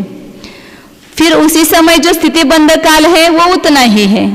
तो इसमें 5 और 6 2 पद हो जाएंगे। फिर पूर्ण मतलब गुण संक्रमण पूर्ण काल, जो प्रथमोपशम सम्यक्त्व के बाद गुण संक्रमण के द्वारा जब तक मिथ्यात्व का द्रव्य सम्मिश्र सम्यक प्रकृति रूप करते हैं उसको गुण संक्रमण पूर्ण काल कहा है, वह उससे अधिक है। फिर गुण श्रेणी शीर्ष, उससे गुण श्रेणी शीर्ष, वह संख्यात, ये सब संख्यात गुणित लगाना है, संख्येन ये गुणीय कमा। या दीदी बहुत ही बढ़िया टेबल बनाया। ये 157 में कंफ्यूजन था, ये गुण संक्रमण पूर्ण काल कितना है, गुण श्रेणी शीर्ष का वो सब अभी बताऊंगी ना, बताऊंगी आगे।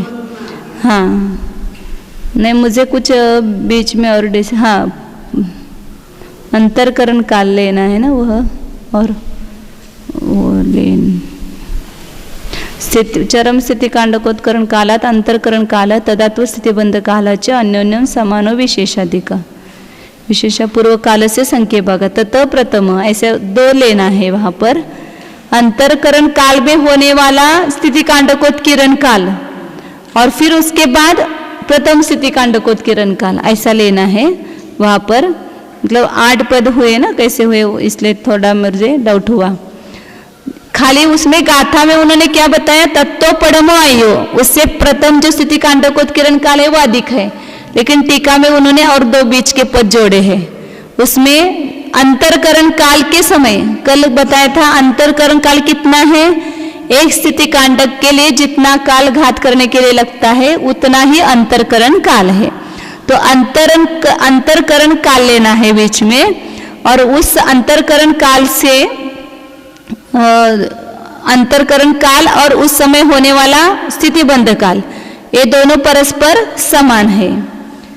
और उससे फिर पहला लेना अपूर्वकरण के प्रथम समय में प्रारंभ किया हुआ स्थिति कांडकोत्कीर्ण काल और वहां का स्थितिबंध काल, ये दोनों समान होकर के भी पूर्व से विशेष अधिक है।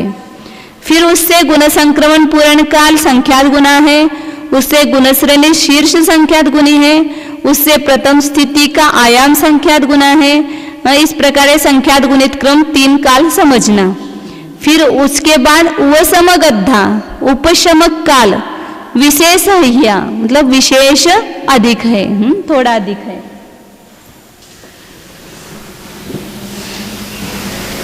अब कहाँ तक आए थे अपन? ये हाँ 4 पद हुए थे ना।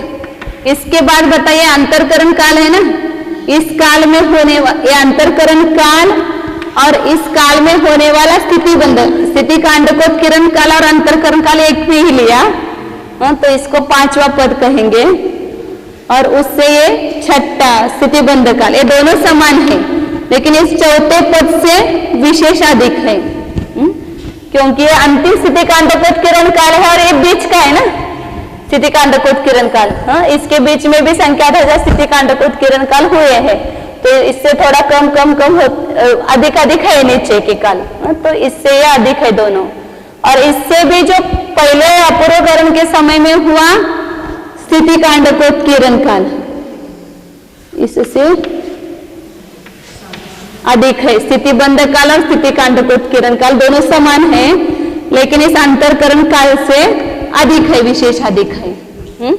इसलिए उसको यहाँ, क्योंकि यह सबसे बड़ा स्थिति कांडकोत्कीर्ण काल, फिर आगे के स्थिति कांडकोत्कीर्ण काल छोटे छोटे होते गए हैं, और फिर यहाँ से यहाँ जो होगा उससे भी ये आगे का छोटा है।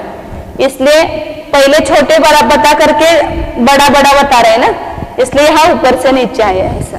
दीदी जहाँ चार्ट में 5-6 लिखा है बस उतने ही जाने का अंतरकरण, हाँ अनिवृत्तिकरण में हाँ इतना अंतरकरण काल है, अंतरकरण काल है, वही स्थिति कांडकोत्कीर्ण काल है और वही स्थितिबंध काल है। अब इससे ये जो प्रथम स्थिति कांडकोत्कीर्ण काल है उससे गुण संक्रमण पूर्ण काल बताया। तो यह जो गुण संक्रमण पूर्ण काल है ना, ये काल जो है ये पहले स्थिति कांडकोत्कीर्ण काल से संख्यात गुना है। ये 9वां पद आया। मेरा गुण संक्रमण पूर्ण काल, पहले स्थिति कांडकोत्कीर्ण काल जो है ये 7वां और 8वां पद आया था ना। अपूर्वकरण के पहले समय में प्रारंभ किया हुआ स्थिति कांडक के लिए लगा हुआ काल, ये स्थिति कांडकोत्कीर्ण काल कहेंगे इसको। इससे यह गुण संक्रमण पूर्ण काल जो है वह संख्यात गुना है, क्योंकि उसमें भी संख्यात स्थिति कांडक होंगे ना। नहीं, गुण संक्रमण पूर्ण काल जो कहा वह ये एक स्थिति कांडकोत्कीर्ण काल नहीं है, इस गुण संक्रमण पूर्ण काल पूरा लिया। इस एक गुण संक्रमण पूर्ण काल में भी संख्यात स्थिति कांडकोत्कीर्ण होंगे। तो गुण संक्रमण का मतलब मिथ्यात्व का द्रव्य सम्यक मिथ्यात्व सम्मिश्र प्रकृति रूप गुणित रूप से संक्रमित होता है उसका काल। ये सम्यक प्रथमोपम सम्यक्त्व का संख्यात्व भाग बताया था ना अभी गुण संक्रमण पूर्ण काल। यह इससे संख्यात गुना है और इससे भी गुण श्रेणी शीर्ष अभी ऊपर है, संख्यात गुना है।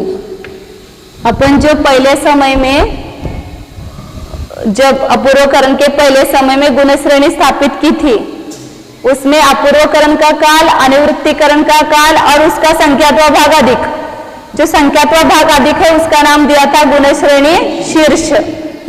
तो गुण श्रेणी शीर्ष के अंदर ही गुण संक्रमण पूर्ण काल है।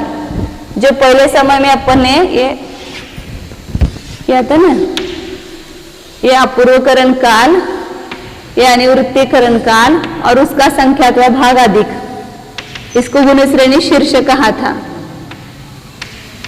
तो ये शीर्ष गुण श्रेणी शीर्ष, ये शीर्ष का भी संख्यात्व भाग ही गुण संक्रमण पूर्ण काल है। प्रथमोपम सम्यक्त्व तो आप हुआ था ना, तो गुण श्रेणी शीर्ष का इतना प्रमाण था ऊपर, लेकिन ये भी अनिवृत्तिकरण का संख्यात्व भाग है और उसका भी संख्यात्व भाग है गुण संक्रमण पूर्ण काल है। तो ये गुण श्रेणी शीर्ष इससे संख्यात गुणी है ये, और ये गुण संक्रमण पूर्ण काल छोटा है। हाँ समझ रहे ना, गुण श्रेणी शीर्ष बड़ा है, मतलब जो पहले समय में हमने जो गुण श्रेणी स्थापित की थी वो कितनी की थी, अपूर्वकरण का काल ये और अनिवृत्तिकरण का काल और इस काल का संख्यात्व भाग अधिक, अब उस संख्यात्वा भाग का भी ये संख्यात्वा भाग गुण संक्रमण पूर्ण काल है। नहीं, अनिवृत्तिकरण का संख्यात्वा भाग अधिक ये गुणश्रेणी शीर्ष होता है। अनिवृत्तिकरण का जितना काल है उसका एक संख्यात्वा भाग अधिक करो, इतना गुण संक्रमण पूर्ण काल है। जैसे अनिवृत्तिकरण का काल 100 समय है तो उसका और 20 का भाग दिया तो 5 आया का था ना, तो ये गुणश्रेणी शीर्ष का प्रमाण बताया था 5 ऐसा। अनिवृत्तिकरण का काल 100 समय तो गुणश्रेणी शीर्ष का 5 समय ऐसा संख्यात्वा भाग। अब इससे भी गुण संक्रमण पूर्ण काल जो है वो छोटा है, संख्यात्वा भाग है। तो गुण संक्रमण पूर्ण काल 9वां आया और गुणश्रेणी शीर्ष 10वां आ गया। ये नीचे निकालने पड़ेंगे, अभी ऊपर बहुत निकालने हैं।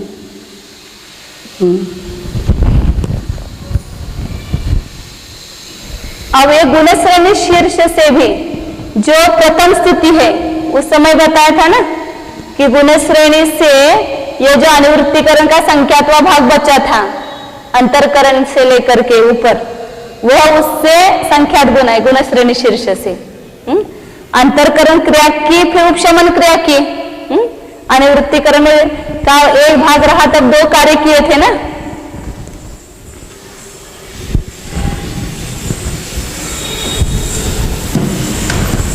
अनिवृत्तिकरण का समझो कि इतना संख्यात्वा भाग रहा था, उसमें पहले अंतरकरण क्रिया की और फिर उपशमन क्रिया की।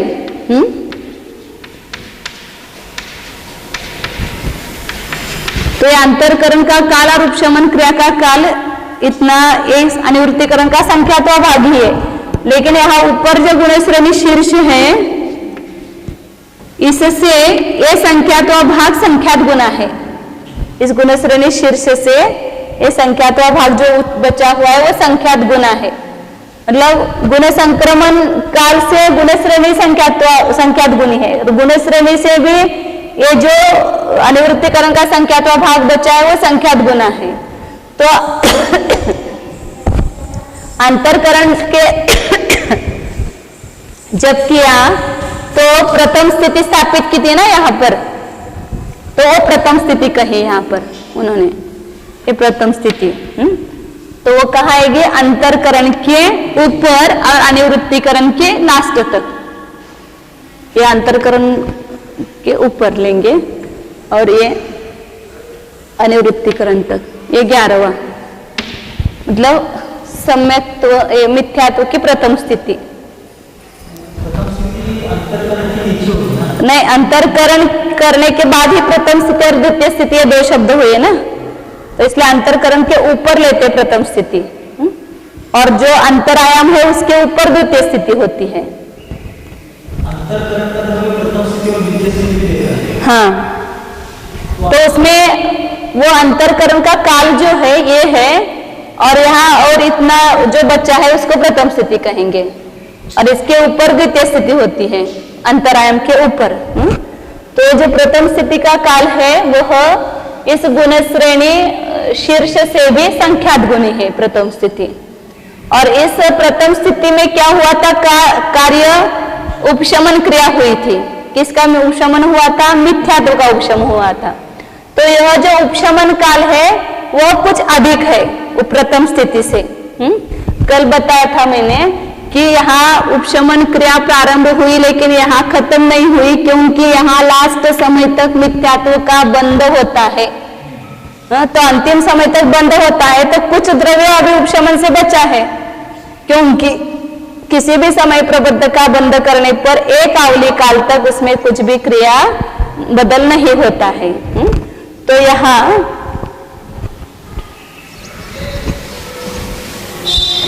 मिथ्यात्व की जब अंतिम 2 आवली शेष रही थी, अपन 4 समय मान करके करते हैं, ये 2 आवली शेष रही थी, ये अनिवृत्तिकरण का यहाँ अंतिम समय आएगा।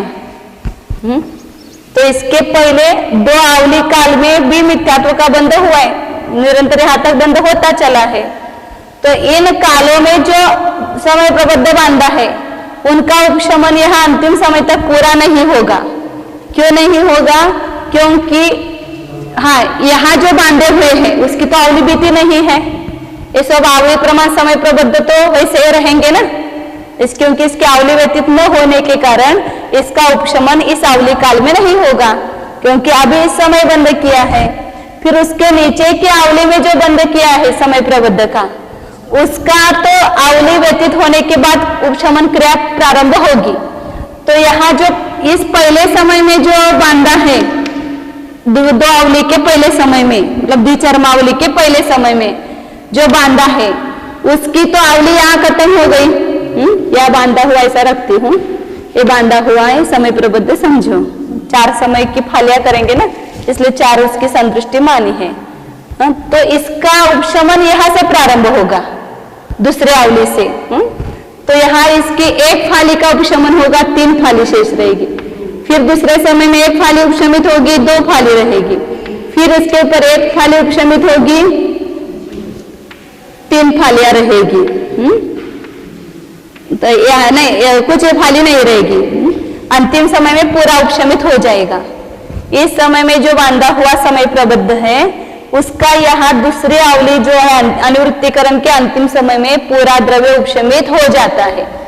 फिर उसके दूसरे समय में जो बांधा था समय प्रबद्ध, वो एक आवली काल तक तटस्थ रहेगा,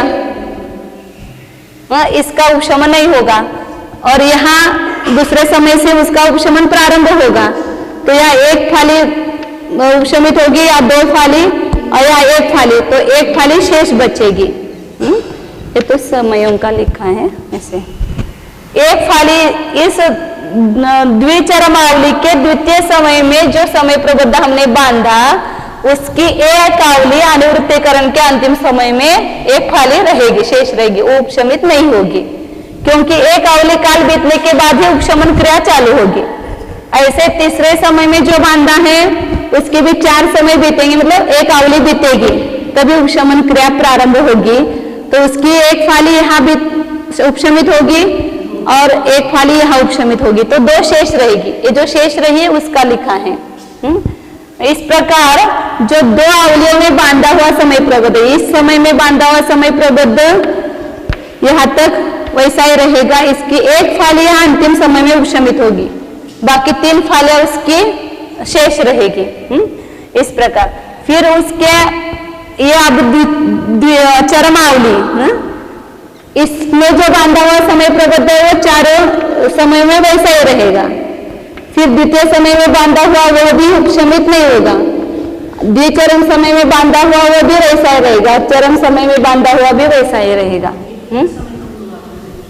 बाकी इसको छोड़ करके इस 2 आवलियों में जो बांधा हुआ है उसमें से 1 समय कम करो, क्योंकि द्विचरमावली के पहले समय में जो बांधा है उसका पूरा उपशमित यहाँ हो गया है, उसको 1 को कम करो। बाकी 1 समय कम 2 आवली मात्र समय प्रबद्ध अभी उपशमित नहीं हुए हैं। फिर इसका उपशमन इसके बाद में करेगा, प्रथम उपशम सम्यक्तों के काल में करेगा, क्योंकि नहीं तो उसकी भी उदीर्णा होकर के वो नीचे आ जाएंगे ना, इसलिए इसका उपशमन इसके बाद के काल में होगा। तो इसका उपशमन इसके अगले समय में हो जाएगा, तो ये पूरी खत्म होगी। ऐसे मतलब इतने ही समय वहां आगे लगेंगे उपशमित करने के लिए। यह फाली यहाँ 1 उपशमित होगी, 1 रहेगी, इसमें से 1 उपशमित होगी, 2 रहेगी। अब इसका उपशमन यहाँ चालू होगा, तो 1 फाली उपशमित होगी और 3 रहेगी। इसका तो अभी आवली काल नहीं बीता है, इसलिए वैसा ही रहेगा। ऐसे आगे आगे उसका उपशमन होता जाएगा। इसका उपशमन यहाँ पूरा होगा, इसका 1 फाली रहे बचेगी, इसकी 1 फाली उपशमित होके 2 रहेगी, और इसका यहाँ उपशमन अब चालू होगा। तो 1 फाली का उपशमन होगा, 3 फाली शेष रहेगी। इसका अभी उपशमन आवली नहीं बीती है, तो वैसे ही रहेंगे तदवस्थ। फिर यहाँ इसकी यहाँ खत्म होगा, फिर इसकी 1 फाली यहाँ रहेगी और 1 फाली उपशमित होगी, इसकी 2 रहेगी। इसका यहाँ पर चालू होगा, तो 1 फाली का उपशमन होगा, 3 रहेगी, और ये पूरा भी इसका आवली बीता नहीं है, तो यहाँ वैसा ही रहेगा। एक आवली बीतने पर ही उस समय प्रबुद्ध का उपशमन चालू होगा। ऐसे फिर यहाँ आगे भी यहाँ यह झेरो हो जाएगी, ये एक फाली इसकी खत्म होगी, एक रहेगी, इसकी 2 रहेगी, इसकी यहाँ चालू होगा तो 3 रहेगी, फिर आगे आगे के समय में वो पूरा। तो ये उपशमित करने के लिए कितना काल लगेगा उसको? तो जितने रहे ना समय प्रबुद्ध उतना ही काल लगेगा। एक समय कम, 2 आवली मात्र समय काल उसको ज्यादा लगेगा उपशमन करने के लिए। इसलिए यहाँ ये जो प्रथम स्थिति स्थापित की थी इसमें उपशमन किया था, लेकिन इसका उपशमन बाद में हुआ है प्रथमोपशम संयंत्रों के काल में। इसलिए इस प्रथम स्थिति के काल से 12वां काल है ना, इसे प्रथम उपशमन काल थोड़ा अधिक है। थोड़ा अधिक मतलब कितना? एक समय कम, 2 आवली मात्र अधिक है। इसे उपशमन काल बढ़ा दिखाया, बराबर है?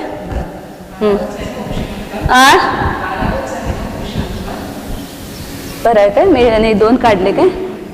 हे प्रथम स्थिती काल आहे, बरोबर आहे. गुणसंक्रमण, गुणश्रेणी, शीर्ष आणि हे प्रथम स्थिती आणि हा उपशमन काल कुछ अधिक, तो ये 12वां है पद. दीदी इस टाइम को वो आपने लगता है टाइम से उच्छिष्टावली हेडिंग भी रखा है पीछे, उच्छिष्टावली क्यों कहते हैं किसको?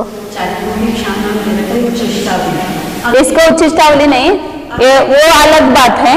वो जो यहाँ पर कभी भी वो क्रोध का भी उपशमन करता है तो एक उसकी आवली रहती है, तभी यहाँ क्रोध की विच्छित्ति हो जाती है। फिर उच्छिष्टावली के परमाणु मान रूप होकर के संक्रमित होकर के उदय में आते हैं। नहीं, इसको नहीं देंगे, लेकिन यहाँ उच्छिष्टावली का समय होगा। यहाँ अभी यहाँ मिथ्यात्व में नहीं होगा, मिथ्यात्व की उच्छिष्टावली नहीं छोड़ता है। हाँ, अंतिम आवली को उच्छिष्टावली कहते हैं। क्योंकि हम मिथ्यात्व की उच्छिष्टावली छोड़ेंगे तो उसका उदय कैसे आएगा, किस रूप होकर के आएगा, इसलिए उच्छिष्टावली नहीं छोड़ना है यहाँ पर। तो यहाँ अपन 3 काल का देखा था।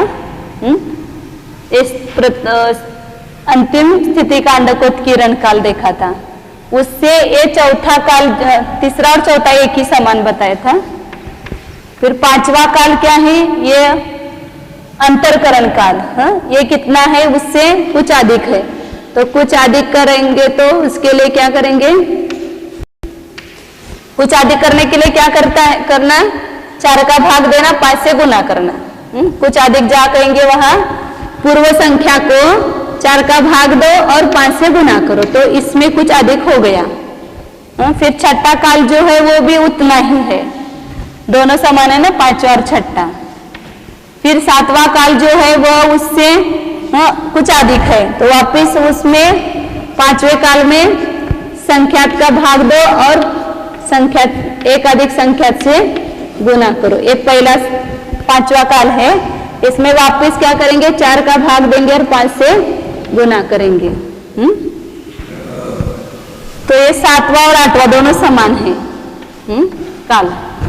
उससे 9वां काल जो है, इससे क्या है, संख्यात गुना है, तो वापस उसको क्या करेंगे, संख्यात का गुना करेंगे, आगे 4 से गुना करेंगे, तो 9वां काल आएगा। यहाँ पर 9वां काल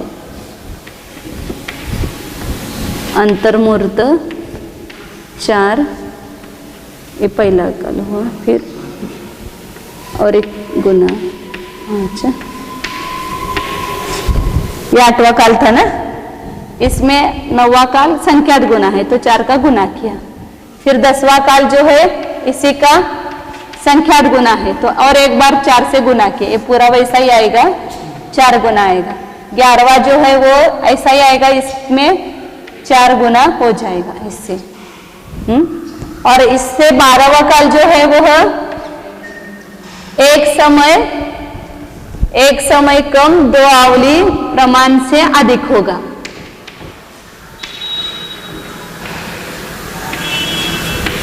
पांच 5 4 और 4 3 बार आया ना, ये 4 गुना 1 2 3। फिर इसमें क्या करना है, अधिक करना है। आवली की संतुष्टि है 2, इसमें 1 कम करो, 1 कम 2 आवली 4 लिखा है क्या, हाँ 4, अवली का प्रमाण 4, तो वो 2 अवली मतलब 4 पहला ले लेगा, 4 पहला लेंगे, ये अवली की संदृष्टि 4 मानी और उसको 2 गुना किया और उसमें 1 कम किया, इतना इसमें अधिक करना है, इसलिए ऊपर लिखा शीर्ष पर, अधिक करना है तो उसके माथे पर लिखते हैं, तो यह अधिक करेंगे। तो ये 12 काल हो गए।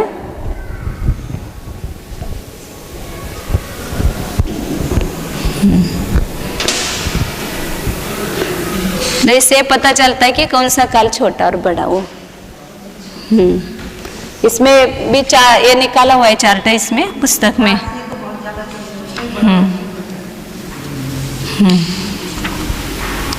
आगे गाथा नंबर 95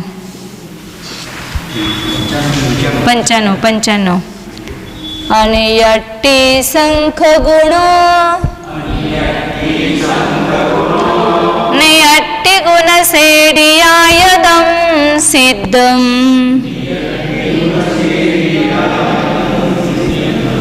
उवसंतद्धा अंतर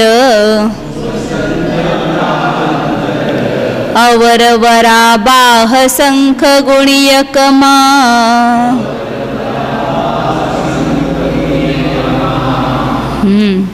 अब दर्शन मोह का उपशमन काल 12वां पद आया था।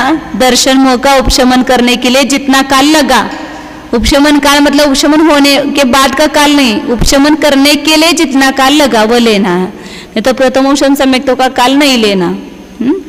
उससे अनियट्टी माने अनिवृत्तिकरण का पूरा काल, उपशमन करने के लिए जितना काल लगा उससे पूरा अनिवृत्तिकरण का काल संख्यात गुना है, क्योंकि अनिवृत्तिकरण का संख्या तो 1 भाग रहा तब अपन ने अंतरकरण क्रिया की, और उसके बाद जितना बचा काल है वो उपशमन काल है।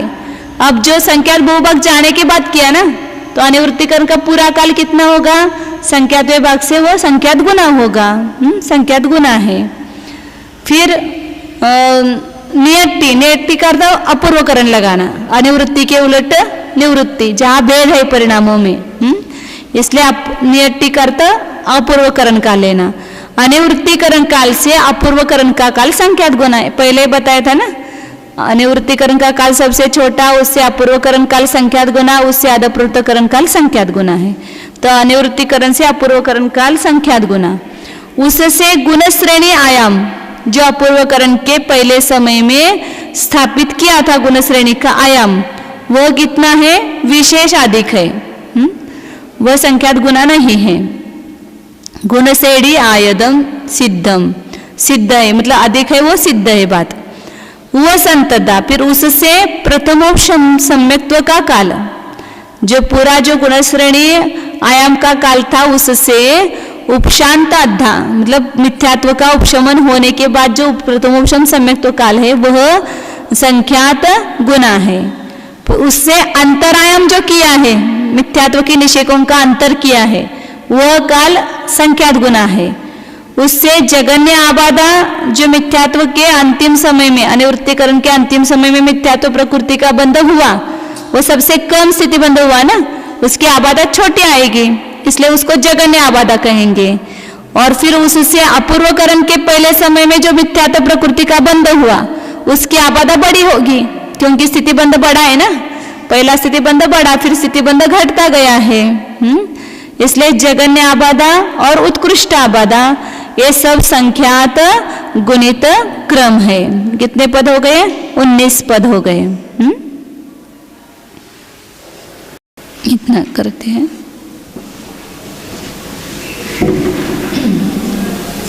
13वां पद बताया अनिवृत्तिकरण का काल।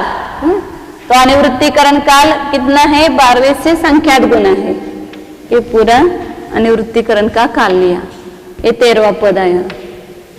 इससे अपूर्वकरण का काल जो है वह संख्यात गुना है, तो इसके नीचे है ये अपूर्वकरण का काल, ये 14वां पद है, ये इससे संख्यात गुना है।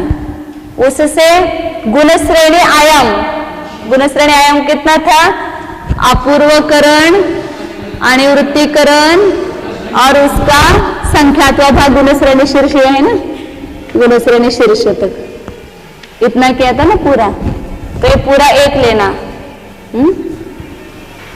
पूरा गुणश्रेणी आयाम का काल, ये 15वां पद आएगा। अपूर्वकरण, अनिवृत्तिकरण और उससे अधिक गुणश्रेणी शीर्ष तक, इतने अपूर्वकरण के पहले समय में गुणश्रेणी स्थापित की थी, उसको कहेंगे गुणश्रेणी आयाम कहेंगे। वो पद इस अपूर्वकरण से कितना है, अधिक है, क्योंकि ये दोनों अपूर्वकरण से संख्यात्वा भाग है अनिवृत्तिकरण काल, और अनिवृत्तिकरण काल से गुणश्रेणी शीर्ष संख्यात्वा भाग है, इसलिए अपूर्वकरण काल में वो अधिक ही होगा। वो कितना उन्होंने बताया ना, सिद्ध, क्योंकि पहले बता दिया है, इसलिए वह सिद्ध है। उससे प्रथमोपशम सम्यक्त्व का काल, मतलब प्रथमोपशम सम्यक्त्व का काल कितना है वो समझ में आता है। अपूर्वकरण, अनिवृत्तिकरण और उससे कुछ अधिक जो भाग है उससे भी संख्यात गुना है। अंतर्मूर्त, ये सभी काल अंतर्मूर्त है, अभी तक जो बता रहे ना ये सब अंतर्मूर्त ही काल है, लेकिन इस अंतर्मूर्त में ये छोटा बड़ा अंतर्मूर्त आएगा।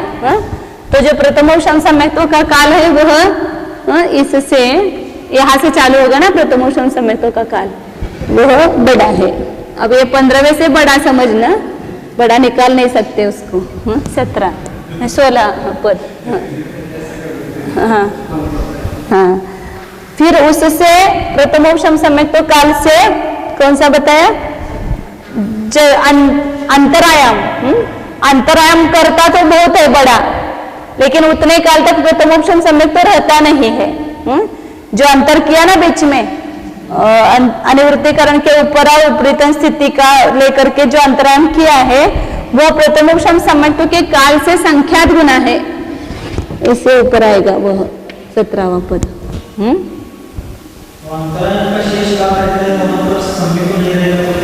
वो सब करे आगे बताएंगे ना विधि, गिरने के बाद क्या क्या होता है सब बताएंगे विधि, उसको भर देंगे। अब काम हो गया, अब वापस अंतर को भर दो, वापस वो सब आ जाएंगे वहां पर। जैसे कोई अपन ये करते हैं ना, रास्ते पर खड्डा करते हैं, वो हाँ वायर इसके लिए फोन का वगैरह काम है तो सब खड्डा खोदते हैं ना, और फिर काम होने के बाद उसको भर देते हैं। ऐसे यहाँ पर भी प्रथमोपशम समय तो खत्म होने के बाद वापस वो खड्डा भरा जाएगा, पूरा अंतरायम हो जाएगा वहां पर, उसको अंतरकरण पूर्ण काल कहेंगे, अंतर पूर्ण काल। हाँ, तो ये अंतरायम जो है वो प्रथमोपशम सम्यक्त्व के काल से भी संख्यात गुना है। अपने को काम थोड़ा ही करना पड़ता है, लेकिन खड्डा ज्यादा खोदना पड़ता है ना, बड़ा खोदना पड़ता है उससे। ऐसे प्रथमोपशम सम्यक्त्व का काल थोड़ा ही है, लेकिन जो अंतर किया हुआ काल है वह उससे संख्यात गुना है।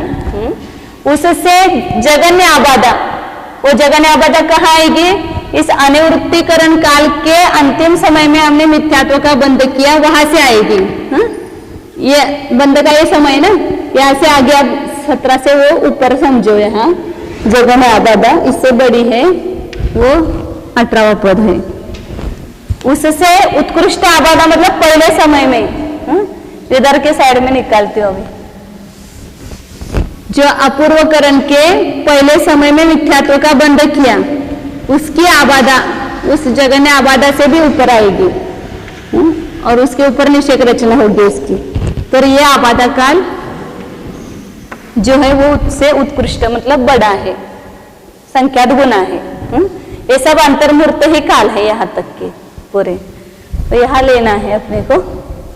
13वां कौन सा है, अनिवृत्तिकरण काल। तो अभी छोटा कर देते इसको, ये सब बड़ा होता जा रहा है ना। तो अनिवृत्तिकरण काल कितना है, अंतर्मूर्त, उसकी जो समदृष्टि पहले दी थी वही रखो। उससे अपूर्वकरण काल संख्यात गुना है, तो उसको एक बार और संख्यात का गुना किया। उससे गुणश्रेणी शीर्ष जो है वो कितना है, विशेष अधिक है। तो विशेष अधिक है माने अपूर्वकरण के काल में अनिवृत्तिकरण का काल मिलाओ, और इधर लिखते हो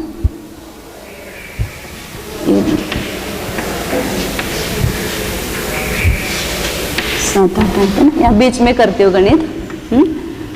अपूर्वकरण का काल, उसमें क्या जोड़ना है, अनिवृत्तिकरण का काल, उसमें अनिवृत्तिकरण का संख्यात्वा भाग अधिक, इतना गुणश्रेणी आयाम है ना। तो इसलिए अपूर्वकरण काल में ये दो काल जोड़ेंगे तो वहां गुण श्रेणी आयाम का काल आएगा। तो पहले इन दो का जोड़ करो। इन दो संख्या का जोड़ करेंगे तो उसमें ये और ये समान संख्या है, अंतर्मूर्त, और यहाँ एक का गुणकार जो है वो इस संख्या पर अधिक हो जाएगा। तो इन दोनों का जोड़ हो गया। अब इसके साथ इसका जोड़ करना है, जो गुण अनुवृत्तिकरण का संख्यात्मक भाग है उसका जोड़ करो। तो यहाँ क्या करें, समच्छेद नहीं है, छेद समान नहीं है, तो छेद समान करेंगे तो 4 का भाग देंगे और 4 का गुना करेंगे।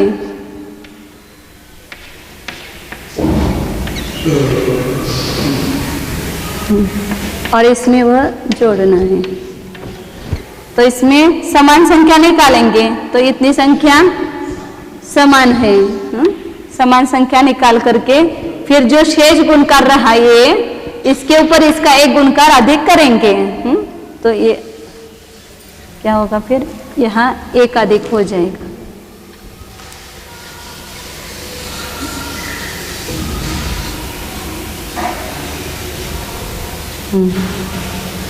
ये पूरा गुण श्रेणी आयाम का काल होगा।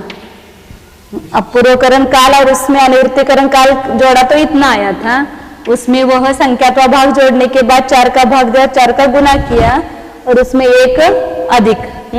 इस प्रकार गुण श्रेणी आयाम का काल होगा 15 नंबर का। ये अंतर्मूर्त, उसमें एक अधिक, इसमें 4 का भाग दिया, 4 का गुना किया और उसमें एक और अधिक जोड़ दिया। तो ये गुण श्रेणी आयाम का काल हुआ। उससे अब 16वां काल जो है वो कितना है, संख्यात गुना है, तो एक एक गुना बढ़ाते जाएंगे उसमें।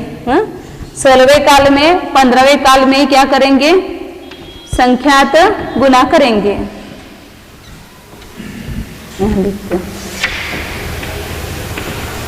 अंतर्मूर्त, संख्यात अधिक 1, फिर 4 गुणा 4 का भाग और 1 अधिक, इसमें आगे 4 का गुना करेंगे। 17वां है ना, 17वां 16वां पद। ये 16वां पद कौन सा है, प्रथमोपम सम्यक्त्व। फिर 17वां काल जो है वह अंतरायाम है। इससे क्या होगा, ये सब ऐसे संख्या लिखेंगे, 1 4 गुना हो जाएगा। फिर 18वां काल है जगन्य आबादा, वो भी ऐसा ही लिखेंगे और 1 4 का गुना बढ़ता जाएगा।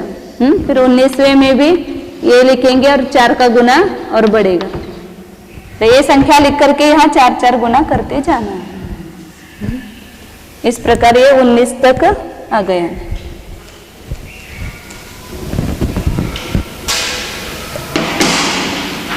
बस करें, 10 बजे हैं। एक ही गाता रहे थे लेकिन उसको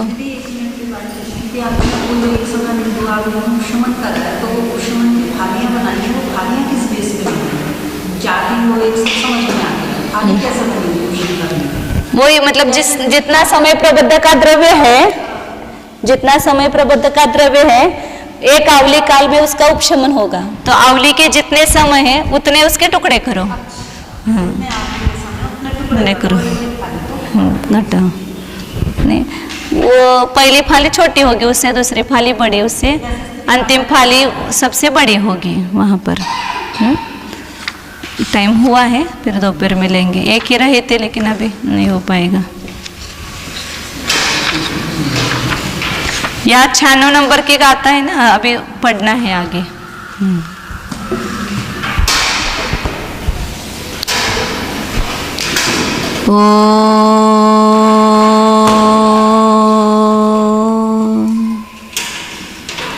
जानिए अपने उपयोग को अंतर्मुख कीजिए।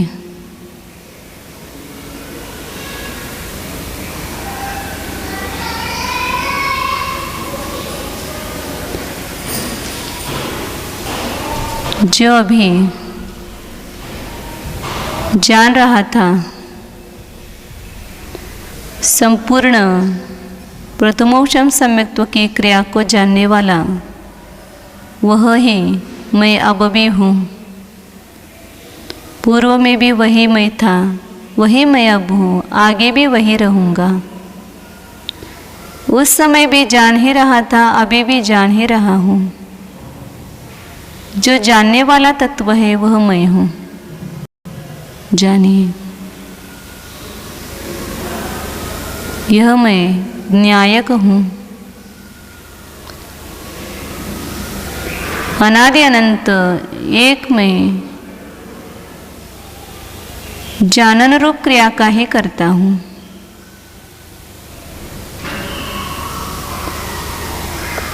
देखिए, भीतर जानने की क्रिया हो रही है। यह जानने की क्रिया जिसमें से हो रही है, जो जान रहा है वही मैं हूँ। जानिए, यह मैं ज्ञानमय तत्व हूँ, इसीलिए जानना हो रहा है।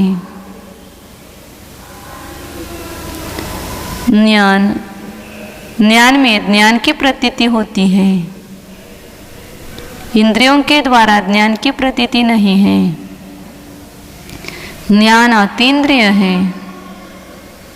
ज्ञानमय आत्मा यह मैं भी अतीन्द्रिय हूँ, इसलिए इंद्रियों का दरवाजा बंद करके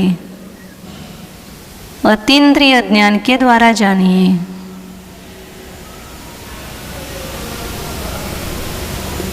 यह मैं स्वसंवेदन प्रत्यक्ष हूँ, स्वानुभव प्रत्यक्ष हूँ। मैं का अनुभव हो रहा है ज्ञान में। इस मैं का वाच्य पकड़िए। बाहर से दिखाई देने वाला यह रूप, यह पर्याय, यह पुद्गल की रचना मैं नहीं हूँ। भीतर जो ज्ञान की रचना है, आनंद की रचना है, अनंत गुणों से युक्त, ऐसे यह चैतन्यमय आत्मा मैं हूँ। जानिए, अपने अस्तित्व को पहचानिए।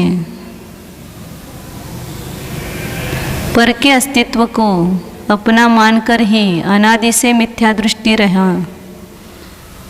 अब पर के अस्तित्व को अपना न मानकर अपने अस्तित्व को अपना मानिए। यही सम्यक दर्शन है। जानिए, इन मिली हुई वस्तुओं में से अपनी वस्तु को अलग कीजिए। हूँ, मैं चैतन्य रूप ही हूँ।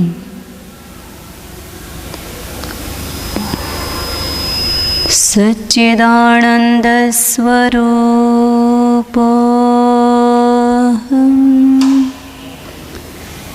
एकत्व विभक्त स्वरूपोऽहम्,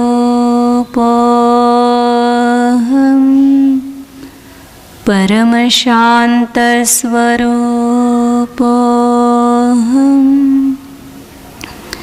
समता स्वरूपोऽहम्।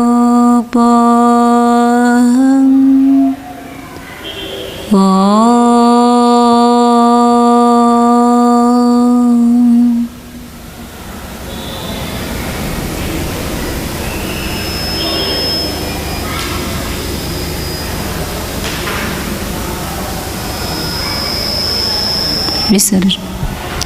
नमो अरिहन्ताणं, नमो सिद्धाणं, नमो आयरि, नमो वज्रायानं, नमो लोये सव्वसाहोणं, नमो अरिहन्ताणं, नमो सिद्धाणं, नमो आयर्याणं, नमो वज्रायाणं, नमो लोये सव्वसाहोणं, नमो अरिहन्ताणं, नमो सिद्धाणं, नमो आयर्याणं, नमो वज्रायाणं, नमो लोये सव्वसाहोणं।